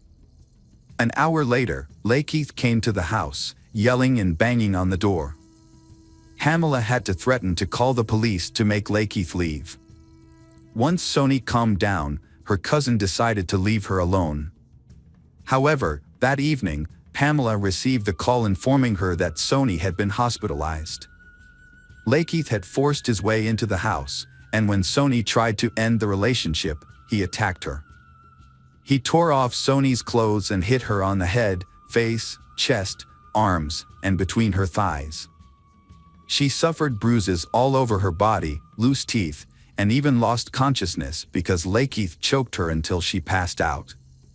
Lakeith later accidentally discovered that Sony was on birth control pills, and he attacked her again. The next morning, Sony called Pamela and asked her cousin to take her to the hospital because of serious health problems. In late 2008, Sony, then 27, worked at a Christian institute. She was considered a reliable and punctual employee. Therefore, when she took time off or missed work, it was usually due to important reasons. Once, she called her supervisor to report that she could not come to work because her face was badly bruised, and she did not want the children to see it. After she asked for a day off, Director Leslie approved it. However, when Sony returned a few days later, the bruises were so obvious that the director allowed her to wear sunglasses while working at the academy. Lakeith's violence not only affected Sony and their children but also caused concern in the community. In April 2008, Lakeith was found sitting in an SUV with a gun in his hand, despite being previously prohibited from owning a gun due to a criminal record. Furthermore, he had previously served 2 years in prison for burglary and 3 years in prison for drug possession with intent to distribute. Sony tried to avoid her boyfriend, but it was almost impossible. The situation came to a head on October 6, 2008. At that time, Sony did not arrive at the academy by 5 p.m. Her sister received a text message from Sony saying that Lakeith was holding her hostage in his home and had been beating her all day. Sony also provided her home address. Sony's sister called the police. 2 officers went to Sony's house. They knocked on the door, but there was no answer since it was locked from the inside. They then called the security department to unlock the door. When the police entered the house, they saw Sony's boyfriend jumping out of the back window of the apartment. Sony stood in the hallway, crying and unable to speak because of her grief. Her 4 children were also present, making for a very heartbreaking scene. Sony's face and neck were covered in bruises and scratches. When she calmed down, Sony explained what had happened. Sony and Lakeith began arguing, and he refused to let her leave the house. She told the police that Lakeith would not let her or the children near the window. She also said that Lakeith injured one of their children by grabbing the child and preventing her from taking the child to the hospital. Sony said that her boyfriend had been both physically and verbally abusive. During one altercation, he tied a baby blanket around her neck and choked her until she lost consciousness. When the police arrived, Lakeith threatened to choke her again and said he would kill her if the police did not let him go. The police searched the area but did not find Lakeith. Sony then left the house with the children in her car. 3 days later, she filed a restraining order against Lakeith, fearing for her life and wanting to prevent any contact with him. However, she missed the hearing, and the protective order was never granted. Nearly 6 months later, on March 10, 2009, Sony was still in contact with Lakeith. That day, he was supposed to pick up the children for a doctor's appointment, but instead, he began arguing with Sony, accusing her of having a new boyfriend. The argument quickly turned violent as he slapped her and pulled her hair. She tried to break free and ran out of the apartment while Lakeith screamed and threatened to kill her. Lakeith did not catch Sony but instead kidnapped their youngest child, an infant, and drove away at high speed. A police patrol alerted to the domestic disturbance arrived as Lakeith was running away. The officers attempted to stop him, but he escaped. In early 2010, Sony, 28, was studying at Southeast Tennessee Community College. She had to stay home to care for her fifth child, who was 9 weeks old, because of poor health. In January, Sony and the children moved into the Budget Lodge in Memphis. However, on the first day Sony moved in, she and Lakeith's arguments became so loud that motel staff had to intervene because they were disturbing other guests. Sony and Lakeith could not maintain a peaceful relationship. They argued constantly, disturbing neighbors and management with the noise. On January 22, a hotel security guard witnessed Lakeith in a very agitated state. He arrived at a high rate of speed in Sony's car and then began yelling at her as she stood on the second-floor balcony with the children. In his anger, he threw a bag of groceries at her. The security guard arrived and told Lakeith not to make any noise or throw things in the hotel. Lakeith was instructed to settle the argument in his room. However, Lakeith told the security guard that he did not need to worry about it. Lakeith then locked his car and accompanied the security guard to an unoccupied room on the third floor. The security guard asked Lakeith to hand over any hotel keys he had. Surprisingly, Lakeith had keys to 3 different rooms, even though he was not registered as a guest. The next day, Lakeith and Sony moved into room 222 with their children. However, the night manager asked Lakeith to leave that evening. Although Lakeith left as requested, he soon returned. The arguments between Sony and Lakeith continued for several more days until the guard asked Lakeith to leave the hotel for good. As Lakeith left, the front desk clerk tried to calm him down. The guard also warned Lakeith not to come back that night. Lakeith got into her car and drove away. Some time later, Sony spoke to Pamela and confided that she was having problems in her life. She was staying at the motel and wanted to talk to Pamela about something important. Sony said that she would call if she left the motel or if her boyfriend left first. The next day started normally. At 7 a.m., Sony took the younger children to daycare and the older children to school. Around 11 a.m., the housekeeping manager knocked on Sony's door and spoke to her through the window to inform her that they needed to pay the rent or they would have to leave. The manager returned several times that day. On a visit around 2:30 p.m., Lakeith answered the door. The room was dark. Lakeith told the manager that his mother was on her way to pick up the money. On January 27th, Sony did not pick up her older daughter on time. So the school secretary called the child's grandmother, Christine, to ask her to come pick up the girl. When Christine tried to contact Sony, she received no response. At around 6 p.m., she discovered that her other grandchildren were still at daycare.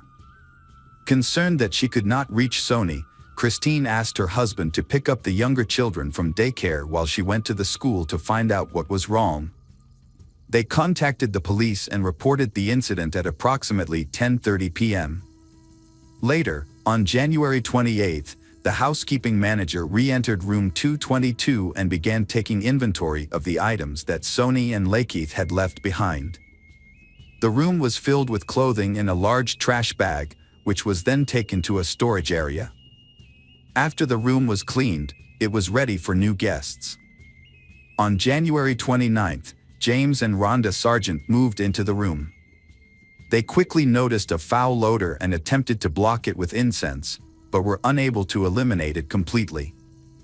They also discovered that previous tenants had attempted the same, as they found scented tissues in the tiles and ceiling vents. because the smell was so strong that they reported it. On January 29th, officers from the Memphis Police Department's Missing Persons Unit visited the hotel to inquire about Soni's whereabouts, as that was where she was last seen. However, they did not enter room 222. Lakeith was arrested on February 2nd, around 7 p.m., while inside Soni's car at a shopping center. He was held for 48 hours on a charge of car theft. During questioning about Soni's disappearance, Lakeith said he last saw her on January 26th. He explained they had met in the hotel parking lot that morning after Soni had dropped off her children at school. They went into the room, had sex, and then returned outside. Lakeith then took Soni's car keys and left the hotel. He claimed Soni planned to use her welfare and student loan money to buy a new car, so he wasn't worried about keeping her car. Lakeith also said he had been living in the car since January 26th. However, investigators discovered that Lakeith had actually been staying at a different hotel. Additionally, given the snowy weather during that time, it was unlikely that he had spent the night in the car. On February 3rd, police found a debit card with Soni's name on it and several recent purchase receipts inside the car. That same day, police also searched the clothes stored at the hotel for DNA or other evidence, but found nothing. Due to the lack of evidence linking Lakeith to Soni's disappearance, he was released. Soni's cousin and her mother had to undertake the painful task of going to the hotel where Soni was staying to collect her belongings. At that time, Soni's cousin had a bad feeling but did not find any evidence. On February 4th, the police went to Soni's cousin's house and found a DVD player in Soni's wallet. Soni's cousin said they had received the items from Moody. According to the cousin, Lakeith borrowed the DVD player on January 24th under the pretext of watching a movie and drove a red car that day. When he saw Lakeith again a few days later, the cousin asked why Lakeith did not pick up the children on January 27th. But Lakeith evaded the question. When the cousin asked about Soni's whereabouts, Lakeith left the DVD player and wallet behind and left. Around that time, guests James and Rhonda Sargent requested to be moved out of room 222 because of the persistent odor. Since there were no other rooms available, they moved to another hotel. Later guests in room 222 also complained of a foul odor, despite the room being cleaned several times and the carpets being cleaned in early February. The odor persisted, only easing slightly over several days. On February 4th, homicide detectives arrived at the hotel to investigate. By this time, room 222 had been occupied and cleaned at least 3 times. As a result, the detectives were unable to enter the room to collect evidence. Instead, they asked hotel staff if they had noticed anything unusual. All staff responded that nothing was unusual. Then, on February 7th, James and Rhonda returned to the hotel and changed rooms 3 times. During one of the changes, they spent the night in room 222. While there, they informed management that the room still smelled unpleasant. To address this issue, in March, the hotel performed a more thorough cleaning of room 222. The staff cleaned the carpet, bedding, shower curtains, and window blinds. However, the results were shocking. The odor not only remained but became even more intense. The manager discussed the issue with the security guard. During the conversation, they recalled that the previous tenant, Soni, had disappeared at the end of January. The security guard recalled the events that occurred at that time and suggested that the manager check room 222 for traces of blood or cleaning agents. 10 minutes later, the manager returned and asked the guard to accompany him. What they found was horrifying. The 2 men entered the room where the manager had removed the mattress from one of the beds, leaving only the bed frame. The bottom of the bed frame had a cover. When they lifted the box spring, they discovered a large gap where anything could be hidden from view. Looking through the sturdy edges of the bed frame, they saw the unthinkable, a decomposing body. They called the police, who arrived at the scene shortly after. The bed frame was found to have many marks on it, and there were 2 pieces of broken wood near the headboard. A towel and a cloth bag were found between the legs of the body. The victim was wearing a shirt but nothing below the waist. The forensic team's autopsy determined that the cause of death was strangulation with a coaxial cable. The cable was wrapped around the neck, under one arm, around the chest, and ended behind the back. The medical examiner concluded that it would take at least 2 to 3 minutes of sustained pressure to cause death. In order to find the killer, the police collected items from between the victim's legs for analysis. The victim's shirt had an unidentified fingerprint. In addition, the scarf and the cloth bag did not belong to the victim. DNA samples that matched Soni's genetic profile, as well as that of a woman, were discovered. More remarkably, male DNA was also found on the cable, which led to the hypothesis that Soni had died at the time she was reported missing. The coaxial cable used in the case may have come from a DVD player that Lakeith borrowed from her cousin. Lakeith had been arrested by police for illegal possession of a weapon, and he was also the last person seen with Soni alive, making him a suspect in the case. He was in Soni's car when he was arrested and taken to the Mason detention facility. On March 18, authorities launched an investigation into why the case unfolded in such a strange way. The chief of police said the victim's family deserved an explanation and acknowledged that the circumstances of the case were unprecedented, making it a shocking case of domestic violence. He also regretted that the room where Soni died had been cleaned and rented out multiple times, making it difficult for police to collect evidence. However, this explanation was met with skepticism. One of the first tenants, Rhonda, said the police should have been allowed into the room when James and Rhonda visited in January and would have found Soni sooner if they had noticed the smell of a decomposing body. Rhonda believes the police were slow in finding Soni. Following the loss, Soni's family held a funeral for her on March 24th. Soni's children were placed in the care of her sister on April 1st. They are currently trying to gain legal custody of the children.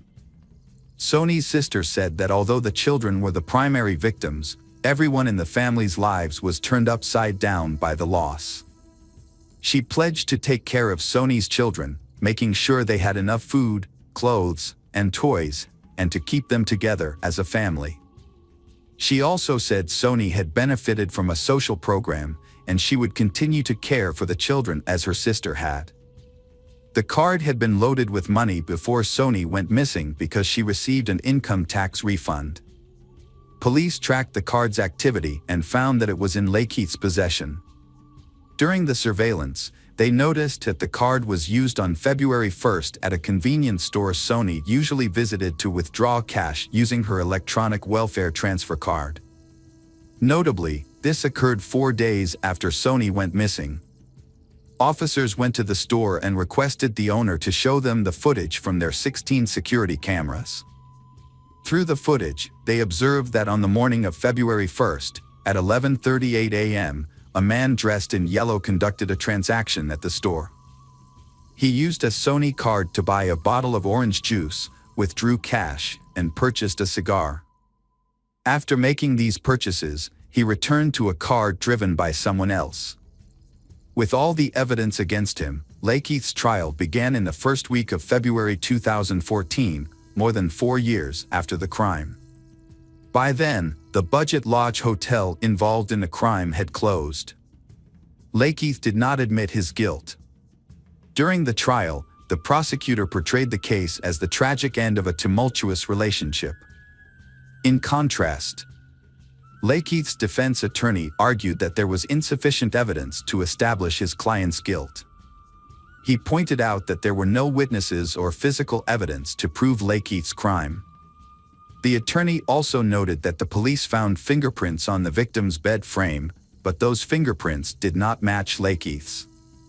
This suggests that someone else may have been involved in the crime. Additionally, The attorney argued that there was reason to suspect that the victim had had relationships with several other men over the years. He also emphasized that his client had never been convicted of domestic violence against the victim. Furthermore, he revealed something that the public did not know. Sony moved in with Lakeith again because she had to leave a relative's home due to a rat infestation. On February 6, video footage showing Lakeith using a Sony prepaid card 4 days after her death was presented to the court.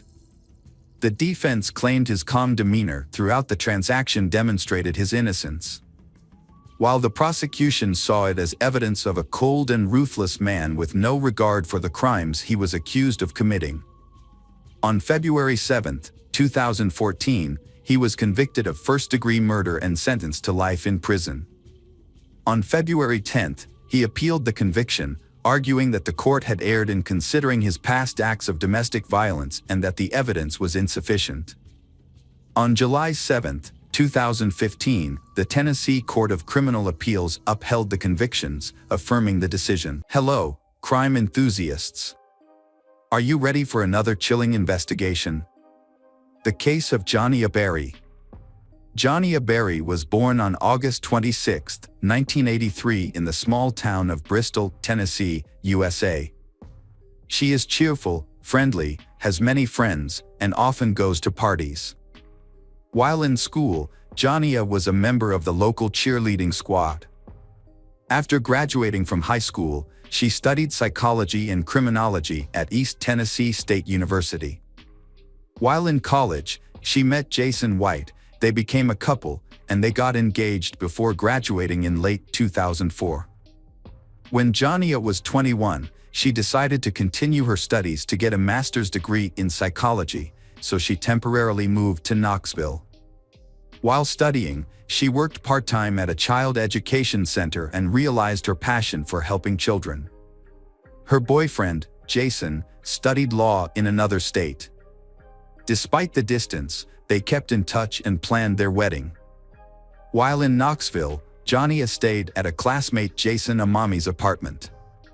They had attended college together and moved to Knoxville together. They shared a 2-bedroom apartment, and Dianna stayed until she found her own place.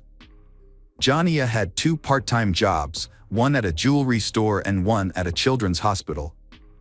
On the evening of Sunday, December 5th, after working at the store, Dianna went to the mall to do some Christmas shopping. When she got home, she wrapped presents for the children at the daycare center, chatted with her neighbors, and then went to her room. Before going to sleep, she talked to her boyfriend. Around 4 a.m., Jason Amami heard Dianna screaming. He thought Dianna was having a nightmare, so he went into her room, but instead of Dianna, Jason Amami saw a stranger holding a knife. The stranger attacked Jason Amami, and they struggled. He eventually pushed the attacker away and ran out of the apartment. He went to the nearest convenience store, about a mile away, to call for help. The store clerk found him covered in blood and called 911. The police arrived at Jason Amami and Dianna's apartment and found Dianna in the hallway connecting 5 apartments. She was still alive but barely conscious. When asked about her attacker, she gave only vague clues. The police searched the entire building and the surrounding area but could not find the attacker. They took Dianna to the nearest hospital, but despite the doctor's best efforts, she died. The doctor said that Dianna had suffered more than 20 stab wounds and that her chances of survival were slim. Meanwhile, Jason Amami had suffered 8 injuries from the attacker, but only one was serious. He was treated and his life was not in danger. At the same time, detectives began investigating the scene. They found blood in the hallway, indicating that Dianna had tried to call for help from neighbors, but no one answered the door. Near Dianna's room, they found the murder weapon, a kitchen knife owned by Jason Amami. The attacker used the knife with such force that it was bent and damaged. Police also found blood stains near the back door and on the stairs leading to the street. Since Jason Amami and Dianna had left through the front door, detectives believe the killer escaped through the back door. In Jason Amami's room, they found another clue, partial footprints that the attacker may have left while stalking and attacking Jason Amami. Because of the brutality of Dianna's death, police suspected a personal motive behind the crime. Initially, detectives investigated Dianna's boyfriend, even though he lived about 1,000 miles away in Knoxville. However, all of his friends and family said that Dianna and her boyfriend had a wonderful relationship and that he had no reason to commit such a brutal act. He learned of Dianna's death when her mother called at 10 a.m. to tell him. He said he fainted when he heard the news and it took him a long time to regain consciousness. Unable to do anything, he asked his neighbors to help him book a plane ticket and prepare his luggage. Investigators looked closely at Jason White's alibi and realized that he could not have made it to Knoxville and back in the morning by himself. So they eliminated him as a suspect and turned their attention to Dianna's neighbor. This neighbor did not have a solid alibi and had been in the apartment with Dianna, raising suspicions that he could be the culprit. Dianna's friends and family also suspected this neighbor. Some believed that he could be the killer, while others accused him of fleeing the apartment, leaving Dianna behind. The suspicions were so deep that the victim's parents did not even want him to attend her funeral. However, after Jason Amami was discharged from the hospital, investigators began questioning him. He stuck to his original story. He heard screaming, saw a strange man, and was attacked by him. After fighting off the attacker, Jason Amami ran to the front door and onto the street, seeking help from neighbors. He believed that Dianna had also escaped from the apartment because he could not hear her screams. However, police had doubts about Jason Amami's story. What initially raised suspicions about Jason Amami were his injuries. 7 of the 8 were superficial, and the last wound to his right arm could have been self-defense or the result of an attack. Additionally, investigators found no signs of forced entry into the apartment, suggesting that the perpetrator may have been someone Dianna knew. Jason Amami claimed that he had taken out the trash through the back door that night but did not remember locking it. Detectives continued to press him, paying close attention to the door he used to exit the apartment onto the street.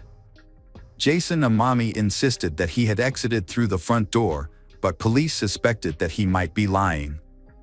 If Jason Amami had indeed left through the front door, that would not have explained the presence of bloodstains near the back door, further raising suspicions against him.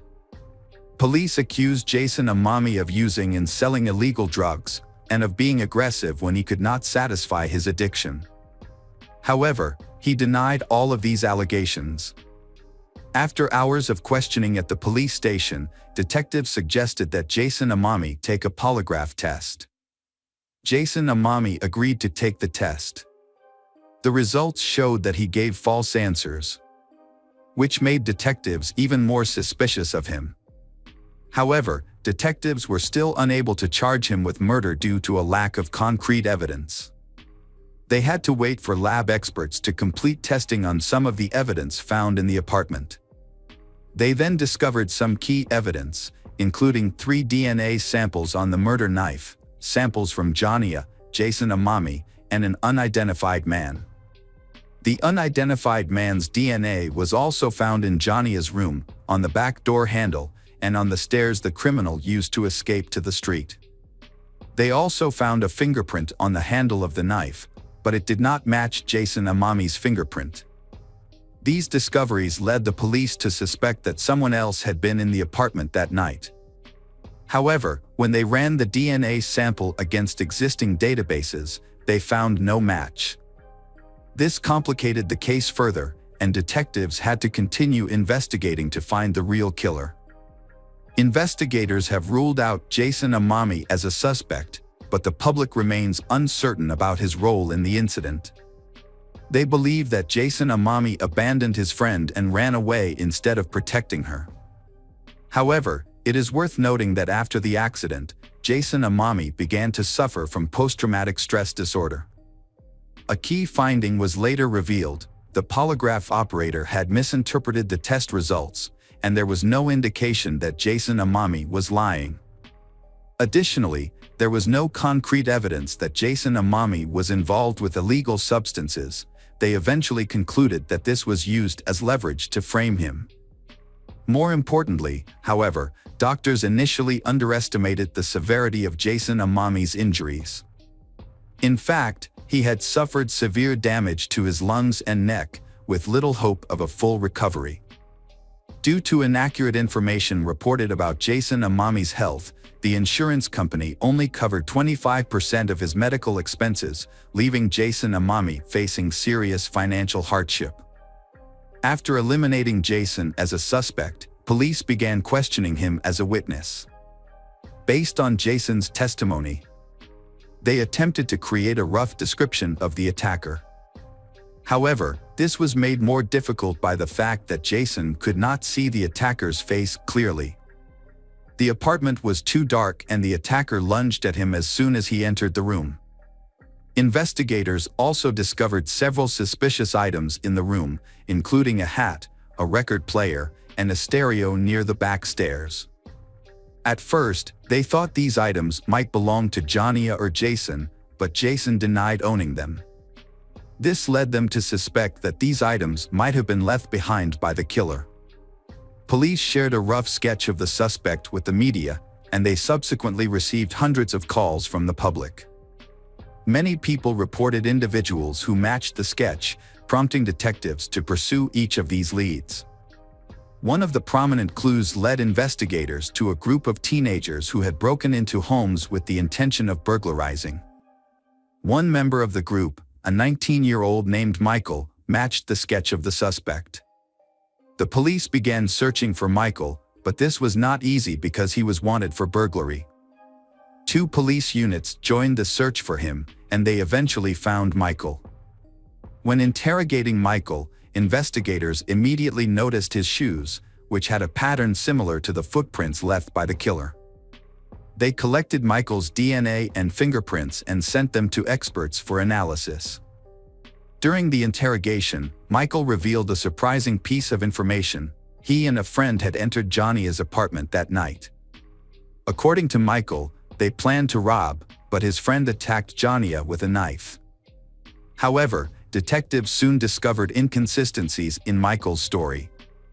The details he provided did not match the actual events, and there was no evidence of 2 strangers at the crime scene. Michael's DNA and fingerprints also did not match the evidence at the scene. Michael's shoes also did not match the tread pattern in Jason's room. Investigators concluded that Michael had made up the story. This is not uncommon, as some people may falsely confess to crimes in order to seek attention or reward. Michael's motives remained unclear, but his story was completely untrue. Police subsequently interviewed more than 1,000 potential suspects and collected about 400 DNA samples, but none of them matched the evidence at the scene. Early in the murder investigation, authorities offered a reward for information leading to a solution to the case. The reward grew each month, and by December 2005, it had reached $60,000. The governor then added another $20,000 to bring the case to the attention of the public. Despite many clues, all were dead ends, and the case remained unsolved for many years. In 2007, Dianna's parents decided to take matters into their own hands by looking into changes in state law. They noticed that the killer's fingerprints and DNA did not appear in any databases, which raised suspicions about his brutality. They assumed that the killer had a criminal record, so they investigated Tennessee law. Through their investigation, they discovered that, according to Tennessee law, fingerprints and DNA samples could only be collected from convicted criminals.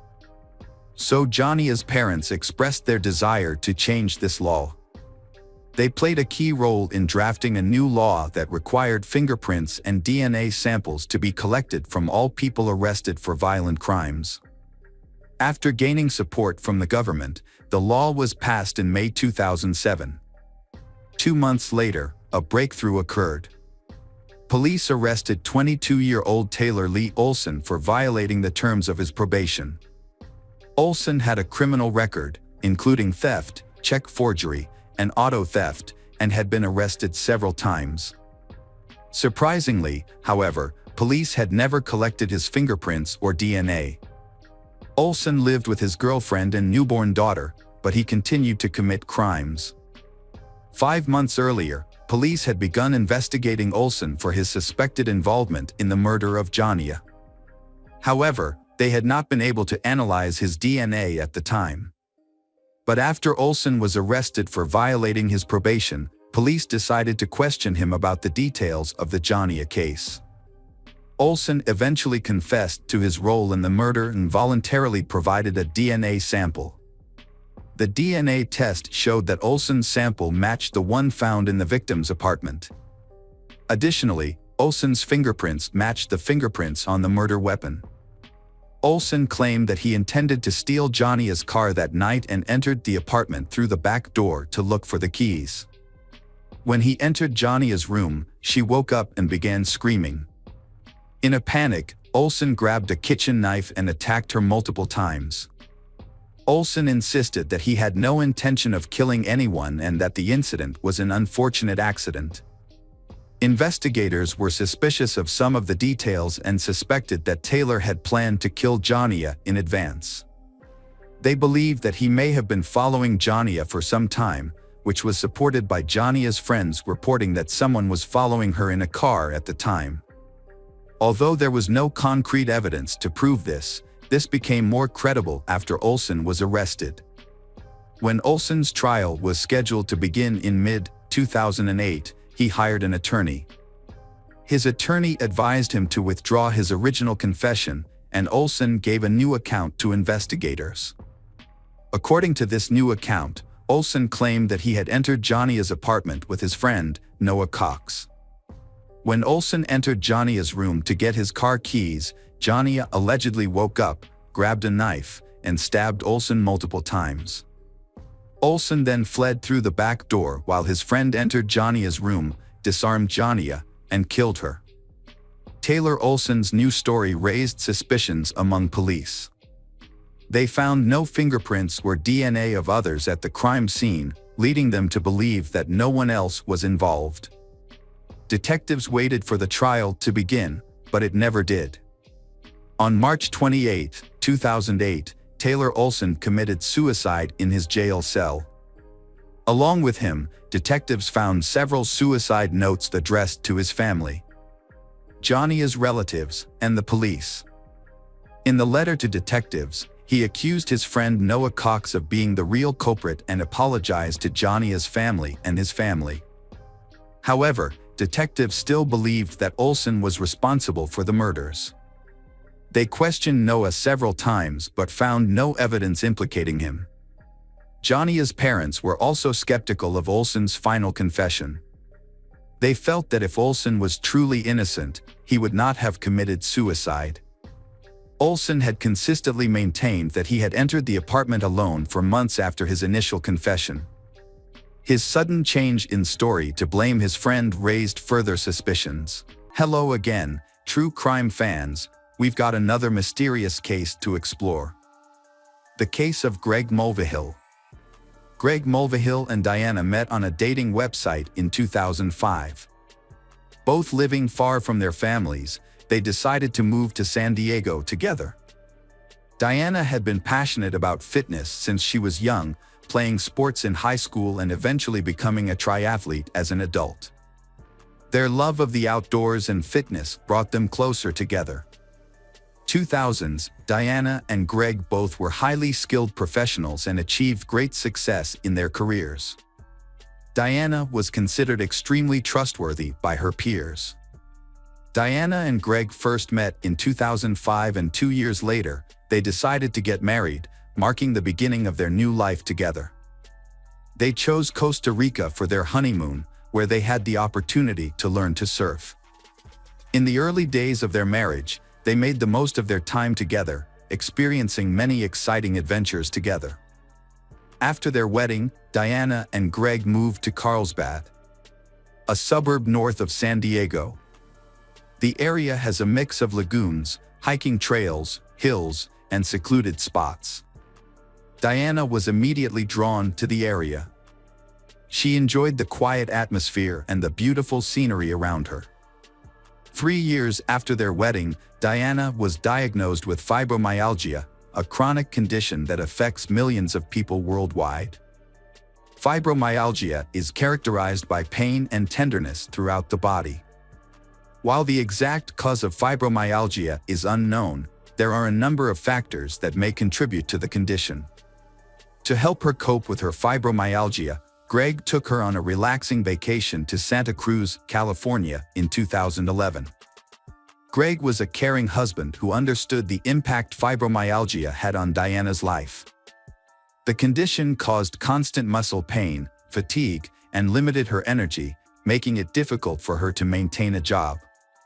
Dianna's ongoing health struggles eventually led her to give up her career. With more time at home, she longed to become a mother. Dianna and Greg tried for years to have children. But Dianna suffered multiple miscarriages. The loss of these pregnancies affected Dianna, both physically and emotionally. Although Dianna did not have children, she had 2 cats, Lanny and Turtle, whom she loved dearly. One day, Turtle became ill and passed away. To help Dianna through this, Greg adopted a kitten for her, whom she named Taffy. Greg's gift helped Dianna greatly. After years of trying to conceive without success, Dianna was shocked to discover that she was pregnant. Greg was overjoyed and eager to become a father. Dianna shared the same sentiment, feeling that her dream of becoming a mother was slowly coming true. In September 2012, Dianna gave birth to a baby boy. After the baby was born, Greg took time off work to care for his newborn son. He was very happy and cherished every moment with his son. Dianna, on the other hand, was worried about her son's health, wanting him to be happy and healthy. Over time, Dianna began to suspect that her son might have a condition similar to her fibromyalgia. However, Greg believed that their son was healthy. Despite their differing opinions, Dianna remained convinced that their son had the disease. Dianna began extensive research and discovered guaifenesin, a drug commonly used to treat chest infections. Some believe that guaifenesin can help relieve the symptoms of fibromyalgia, leading Dianna to consider giving her son a high dose of the drug. However, Greg was against giving his son the drug. The disagreements between Dianna and Greg over how to care for their son added to the tension and pressure in their marriage. When Greg injured his shoulder and lost his job, tensions escalated. With her income reduced, Dianna sought a sales position to supplement the family income. She also tried to generate income through online cooking videos, with Greg helping behind the camera, but the project failed. Dianna then made promotional videos featuring cat litter, but these also failed to bring in the desired financial returns. When their son turned 2, the constant arguments and disagreements between Dianna and Greg over their son's health issues continued to cause tension. They found themselves unable to find common ground. Dianna confided in a coworker about her feelings of frustration and lack of support from Greg, revealing a deep rift between them. In July 2014, police questioned Greg about Dianna's allegations of abuse. According to police, Dianna filed several police reports regarding Greg's actions. As a result of these accusations, Greg was evicted from the home, while Dianna and their son were allowed to stay. Dianna confided in a friend about Greg's abuse, saying that the incident occurred while she was sleeping. According to Dianna, her medication made her drowsy, and when she woke up, she found Greg touching her without her consent. Additionally, Dianna accused Greg of sexually abusing their son. These allegations led to the involvement of Child Protective Services. Greg denied the allegations, believing that Dianna fabricated the complaints because he disagreed with her about their son's health status. In response, Greg filed for divorce and sought custody of their son. The police searched for evidence to support claims of abuse against Greg and his son. Ultimately, a judge ordered both Greg and the boy to undergo psychiatric evaluations. After an investigation, the evaluations found no evidence of child abuse by Greg. Additionally, the police found no evidence that Greg had assaulted Dianna. As a result, the charges against Greg were dropped and he was given custody of their son, a decision that upset Dianna. In a subsequent settlement, Dianna agreed to live in their home and compensate Greg for his share of the property. On September 1, 2016, the Carlsbad Police Department received a call from Jason Kovac, a close friend of Greg's. Jason reported that Greg had been shot multiple times and was losing a lot of blood.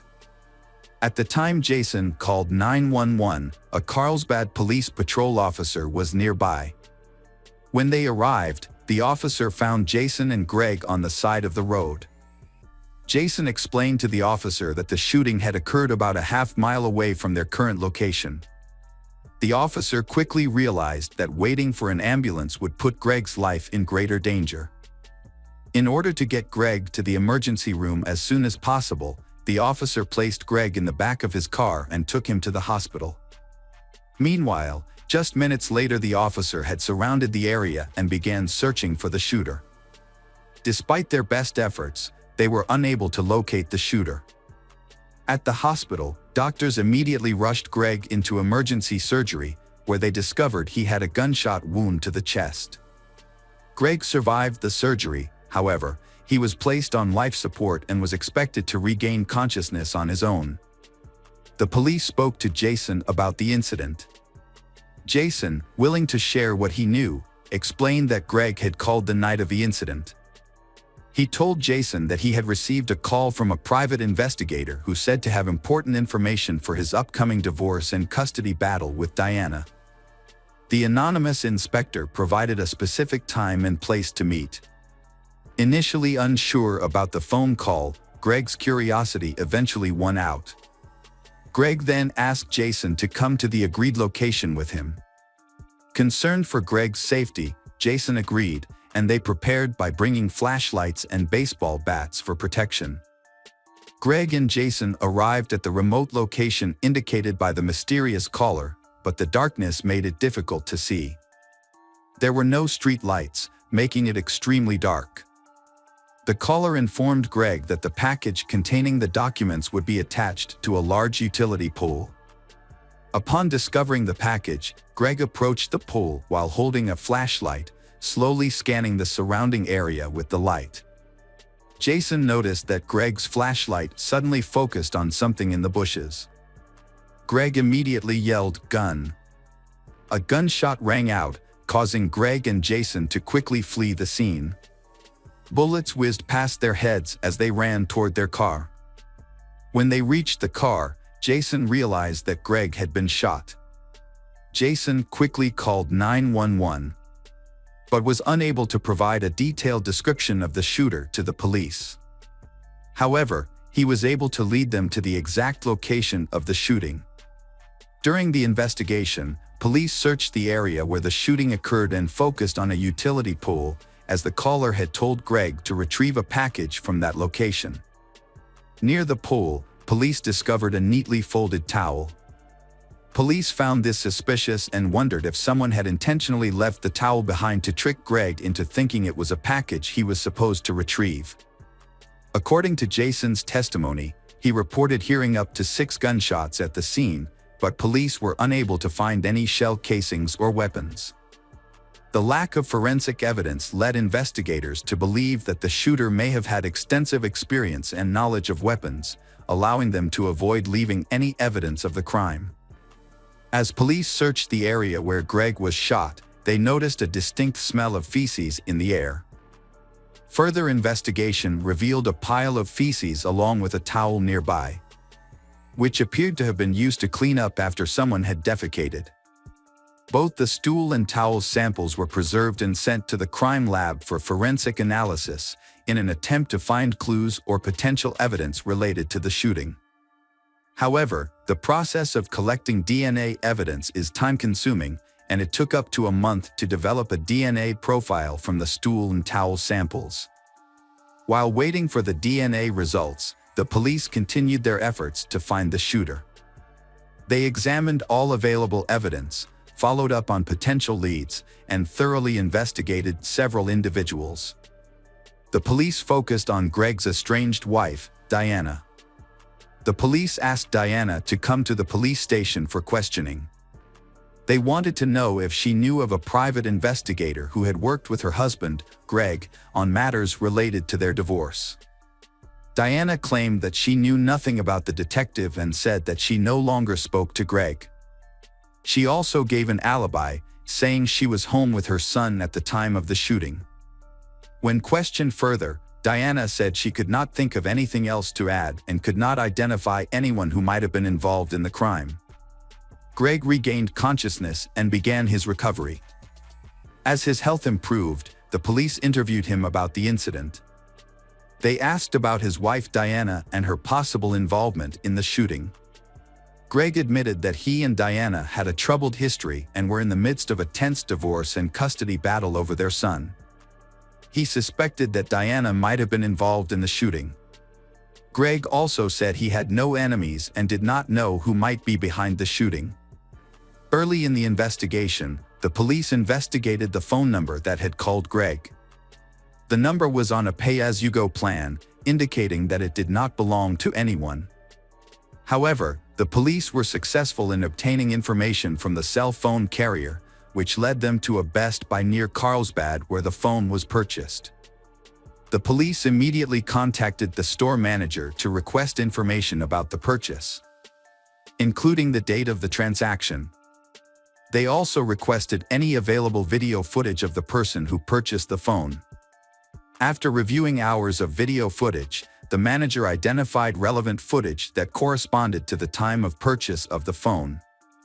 The footage was sent to the police for review. Although the video was grainy, the police were able to identify Dianna, Greg's wife, in the footage. This new information made Dianna the prime suspect in Greg's shooting. Dianna was arrested, and during her arrest, Dianna repeatedly maintained her innocence. The police then questioned Dianna about her purchases at Best Buy. They discovered that she had purchased a cell phone, which then called Greg, leading to his shooting. However, Dianna initially told the police that she had purchased a router. Faced with a surveillance camera image of the person who purchased the cell phone, who looked exactly like her, Dianna admitted the truth. Following this revelation, Dianna changed her story about her involvement in Greg's shooting. She said that her fear of Greg prompted her to buy a gun, which led her to practice at a local shooting range called Iron Sights. At Iron Sights, Dianna claimed she met an instructor named Weldon McDavid, who taught her how to shoot. Weldon was a former Marine with expertise in firearms. Dianna reportedly told Weldon about her difficult divorce and custody battle with Greg, which led to a close friendship between Dianna and Weldon that eventually turned into love. Dianna told police that she and Weldon had devised a plan. To carry out the plan, Weldon told Dianna to buy a phone and use it to lure Greg to a remote location. Weldon's job was to intimidate Greg without using force. Dianna admitted to driving Weldon to the location and picking him up. However, when she heard police sirens approaching in the distance, she asked about the situation.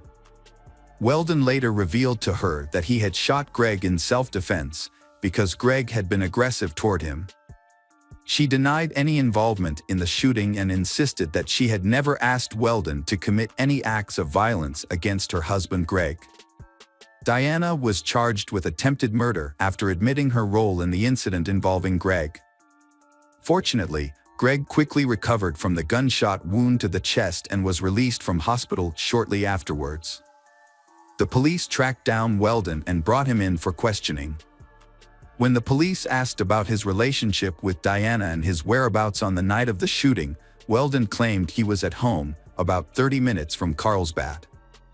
The police then asked Weldon for a DNA sample, which made him visibly nervous as he realized they were getting closer to the truth. When asked if his DNA might have been present at the crime scene, Weldon feigned surprise and suddenly remembered something, saying it was a recent memory. Weldon told police that the night before the shooting, he had gone jogging due to stomach problems after eating Mexican food for dinner. He claimed to have stopped on a dirt road to use the restroom. Based on this information, police obtained a search warrant for Weldon's home. Their search turned up a rifle with a live bullet and 6 fired casings in the rafters. The 6 casings confirmed Jason Cack's account of hearing 6 gunshots. As a result, Weldon was arrested and charged with attempted murder and attempted murder. Police searched Dianna's home with a warrant and examined her computer. They discovered a search history for the phrase "new moon." Notably, the night Greg was shot, September 1st, coincided with a new moon, when the surrounding light was very dim. By carefully analyzing Dianna's search history, police were able to conclude that she had prior knowledge of the shooting. Her interest in the new moon suggested that she intended to take advantage of the lack of ambient light to facilitate the murder of her husband. Further investigation revealed Dianna's motive for killing Greg. As part of the divorce settlement, Dianna was required to pay Greg $120,000 for their home. Faced with the possibility of not being able to make payments on time, Dianna may have seen getting rid of Greg as a way to avoid paying the money. In October 2017, the trial of Dianna Lovejoy and Weldon McDavid began. The jury returned a guilty verdict, convicting Dianna and Weldon of conspiracy to commit murder and attempted murder. Upon hearing the verdict, Dianna collapsed to the ground. Weldon was